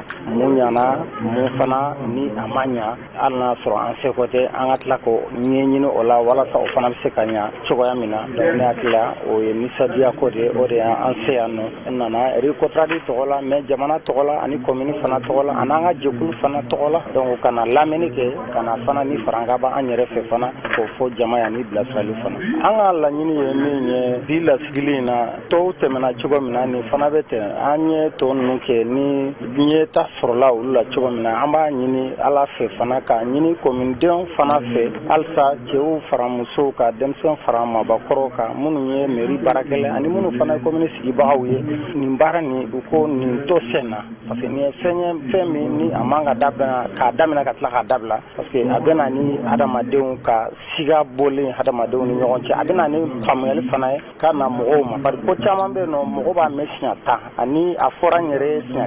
kelen tɛ o de la a ka d'an ye k'a fɔ ko yan do yan tɛ o nin kan ka se ka kɛ maliden bɛɛ ka taabolo de ye bari n'i y'a jateminɛ kominiw fana bɛ dugu de kɔnɔ dugu bɛ jamana de kɔnɔ n'an bɛɛ lajɛlen nin kɛ ka baara kɛ an ni mɔgɔ minnu bɛ jɛ ka kɛ ɲɔgɔn fɛ ka ɲɛfɔli fana kɛ o ɲɛfɔli ninnu kɔnɔna na fana mɔgɔ hakɛ min nana an b'a dɔn misi kelen kelen yala to a bɔra 6 ans dɔ de kɔnɔ ni fɛn fɛn nana jamakulu dɔ de tɔgɔ la n'u sera u ka jamakulu in fana ladɔnniya k'a fɔ ko a y'an bila baara min na ka na commune kunkan ko kuma fɔ baara minnu tɛmɛna ani baara minnu boloda la ani kɛcogow donc an ye fɛn minnu faamu an kan ka o faamuyali k'o dilan ani an ka jɛkulu fana ni ɲɔgɔn cɛ n'an y'o kɛ a ka ca ala fɛ kuma caman bɛ yen an b'a fɔ ɲɔgɔn kɔfɛ olu bɛ dɔgɔya mɔgɔ caman bɛ yen nɔ i b'a sɔrɔ hakilina wɛrɛ b'ale la mais ni kuma fɔra ka ɲa a bɛ kɛ sababu ye k'ale fana ni farinya ka ɲɛsin commune ka baaraw ma musakakow b'o la hali adamaden dɔw bɛ yen nɔ i tɛ musaka bɔ mais i sigi i ka commune dɛmɛ ni hakili ye se k'a dɛmɛ n'i ka ŋaniya ɲuman ye ani fana an ka kibaruya ɲumanw fo ka ɲɛsin ɲɔgɔn ma an ka commune baaraw la n'an ka dugu ni an ka jamanaw baaraw la parce que ni mɔgɔ bɛ kunnafoni ɲuman mais don o don a bɛ hakili ɲuman de d'i ma hakili ɲuman fana bɛ na ni waleya ɲuman de o yɛrɛ ni ce. Fatumata Touré jɔyɔrɔba de bɛ na n bɛ victimes ni déplacés minnu bɛ commune na an b'u représenter et aussi toutes les victimes du Mali. Commission ka ni barolasigi i ka nisɔndiya ye jumɛn la? N ka nisɔndiya ye an sera ka an ka degun minnu b'an kan k'o fɔ maire ɲɛna an kan ka baara kɛ ɲɔgɔn fɛ cogoya min an ka se ka o dɔn an ka se ka fɛn dɔ apporter dans notre commune an yɛrɛ ka apport ye min ye an bɛ se ka min kɛ an ka développement na an ka commune ka développement na an k'o dɔn. I n'a fɔ dɔ ye jumɛn jumɛn? Ne ye couche vulnérable ye an kan ka min kɛ pour que an ka commune ka se ka taa ɲɛ an fana kan k'a kɛ. Ayiwa sigida denw u fana jɔyɔrɔ ka bon sigida ka ɲɛtaa la welekan jumɛn bolo ka ɲɛsin sigida denw ma? Welekan min bɛ u kan ka min kɛ u ka se k'u ka taxes sara a temps fɛn min kan ka kɛ u ka baara ye min ye k'a kɛ pour que développement ka se ka kɛ an ka commune na je pense que an ka unir an ka kɛ o la an ka commune se ka développer maire kelen se ka an ka commune développer an ɲɛ c'est l'apport de la population o de bɛ commune développer. Sigida duruna mɛriso maɲɛma ye Amadu Ouattara ye an ye ɲininkali kɛ a la kɛnɛ kan ye. Ka sigida mɔgɔw bɛɛ lajɛlen fo k'u waleɲuman dɔn u ka nali la. Lajɛrɛ kun ye mun ye bi o ye J 2022 sariya b'a yamaruya k'a fɔ ko fo an ka nin baara in kɛ wajibi de y'an yɛrɛ ma yanni an ka na débat public kɛ k'an ka segin ka taa assemblée kɛ tunun bɛɛ kɔnɔ o bɛɛ kɛra ka ban. Débat public in quartier 8 in bɛɛ de welelen don bi sɔgɔmada in na pour que ka na débat public kɛ budget kan. A kɔnɔna na an yɛrɛ y'a jira k'a fɔ ko an ka budget in a fanba ye sara ye. Segal bɔra k'a ɲɛfɔ ye ko jagoya de don sara ka kɛ mɔgɔ ye baara kɛ n'a recruté ka ban a ye baara kɛ a ma baara kɛ wajibi de ye a sarali ye. Maire a bɛ dɔn ko maire bɛ baara la n'a ye sira minnu n'a ye école hakɛ mun jɔ n'a ye yelen minnu to maire bɛ dɔn n'o de baara la cɛsiri la mais an ka budget de kɔnɔna na 8% kɛmɛ sigi la dɔrɔmɛ 1 ni tama 3 o ɲɔgɔn de bɛ don investissement na o kɔrɔ ye ko n'an ka budget don baara foyi sira foyi tɛ se ka dilan commune in kɔnɔ fo an ka wuli ka se gɛlɛjakuluw ma Dieu merci o caman b'an bolo mais gɛlɛya mun bɛ an ka jamana kɔnɔ bi o ye bailleur de fonds sen sumaya ani covid fana den don a la mais o n'a ta o ta an jigi ma cɛ an b'a dɔn k'a fɔ an ye dɛmɛjɛkulu caman sɔrɔ an ye sira minnu dilan dan commune kɔnɔ o musaka ma bɔ an ka commune kɔnɔ a bɔra yɔrɔ wɛrɛw de donc o sera k'an accompagner donc n'Ala sɔnna nin baara in nin ye fɛn de ye mun ka gɛlɛn an ma kosɛbɛ budget a ka présenter débat ka k'a kan parce que sariya de b'o wajibi anw kan donc a diyara n ye a ma diya n ye o ni débat in ye o diyagoya de o bɛ vie démocratique de fɔ o b'a jira k'a fɔ ko kɔmasegi ye wajibi ye éluw ma ka taa dugudenw ma donc an b'o de kɔnɔ depuis an sigira n'Ala sɔnna ma an b'an san 5 laban na an hakili la san si ma tɛmɛ n'an m'a kɛ an yɛrɛ dɔ fara kan an bɛ restitution kɛ commune kɔnɔ n y'a yira la k'a fɔ n'Ala sɔnna ka tɛmɛ tuguni an bɛna restitution kɛ k'i segi la tuguni an ye musaka fɛn fɛn sɔrɔ wari fɛn fɛn sɔrɔ la n'a sera a ma an b'a bɛɛ taa yɔrɔ fɔ an se o de mais population fana obligation min b'olu kan k'u bolo don u kun ka fɛɛrɛ bɛɛ kɛ ka musakaw di ka taxes di pour que baara ka kɛ n'a ye ni musaka ma di baara sira minnu b'a fɔ ko an b'a dun ko maires b'a dun o ti tiɲɛ sɛgɛsɛgɛlikɛlaw bɛ yan su ni tile ni ka sɔrɔ an b'a dun ɲɔ bɛ ɲɔbugu ta kan b'a la dɛ ni a tacogo ma ɲa bɛɛ b'o o bolodacogo dɔn k'a yira population na bɛɛ ka sɔn ka danaya in sinsin parce que restitution ninnu kɛkun ye ni débat ninnu kɛkun ye pour que danaya ka sinsin an ni ɲɔgɔn cɛ population ka d'an na k'u ka musaka labila pour que an ka baara k'u tɔgɔ la an ka 45 élus an y'o défi depuis an donna mairie kɔnɔ 2016 an y'a yira k'a fɔ n'Ala sɔnna a ma a da tɛ to an na a dun da ma to an na an bɛ se k'a fɔ a da tora population na parce que laɲini mun bɛ kɛ ka ɲɛsin u ma taxe ko la u saliyalen don taxe sarali la kosɛbɛ a fɔra ko an ka wajibi a ma nɔgɔn wajibi ma nɔgɔn parce que mobilisation yɛrɛ la gouvernement de kan ka musaka ninnu bɛɛ ɲini k'a d'an ma an ka baara kɛ n'a ye an ka taa yɔrɔ fɔ mais malheureusement anw b'a fila bɛɛ de kɛ non seulement a taa yɔrɔ wajibi an kan anw bɛ wuli ka jɔ fana kɛ pour que a bɛ se ka ladon cogoya ma a fɛn fila a ma nɔgɔn mais kunnafonidilaw aw de bɛ se ka kɛ sababu ye maire de bɛ nin cɛsiri bɛɛ kɛ perception nɔ alors que sariya b'a jira k'a fɔ gafew kɔnɔna na ko olu de ka jɔ n'a ye olu de kan ka baara kɛ k'a nafolo bɛɛ fara ɲɔgɔn kan k'a d'anw ma anw de b'a a taara fan mun anw de b'o justifier mais malheureusement anw de b'a justifier bi k'a fɔ an ye nin hakɛ de sɔrɔ an y'a bila ka taa yen fɛ mais anw de bɛ wuli ka jɔ fana kɛ pour que a bɛ se ka ladon cogoya min donc a baara fila taali ma nɔgɔn mais n'a fɔra ko mɔgɔw ka da i la k'a fɔ k'u ka bɔ ka vote e ka tila ka taa gɛrɛndɛ ta k'u sɛgɛrɛ a ma nɔgɔn mais anw kɔni jɛra n'o ye an bɛ k'o kɛ an bɛ se ka tɔn bɔ commune kɔnɔ cogoya min donc fɔ population k'a faamuya k'a fɔ wuli ka jɔ ye maire dɔrɔn tɛ f'olu sen ka don a la k'u ka sɔn ka maire dɛmɛ baara in na k'u ka taxe sara a tɔ anw de fana b'o o taa yɔrɔ fɔ pour que commune ka saniya fa taxe de ka sara pour que caniveau ka bɔ fɔ taxe ka sara pour que yelen ka turu fɔ taxe ka sara tant k'o ma kɛ ɲɛtaga tɛ yen donc an tɛ nin bara ye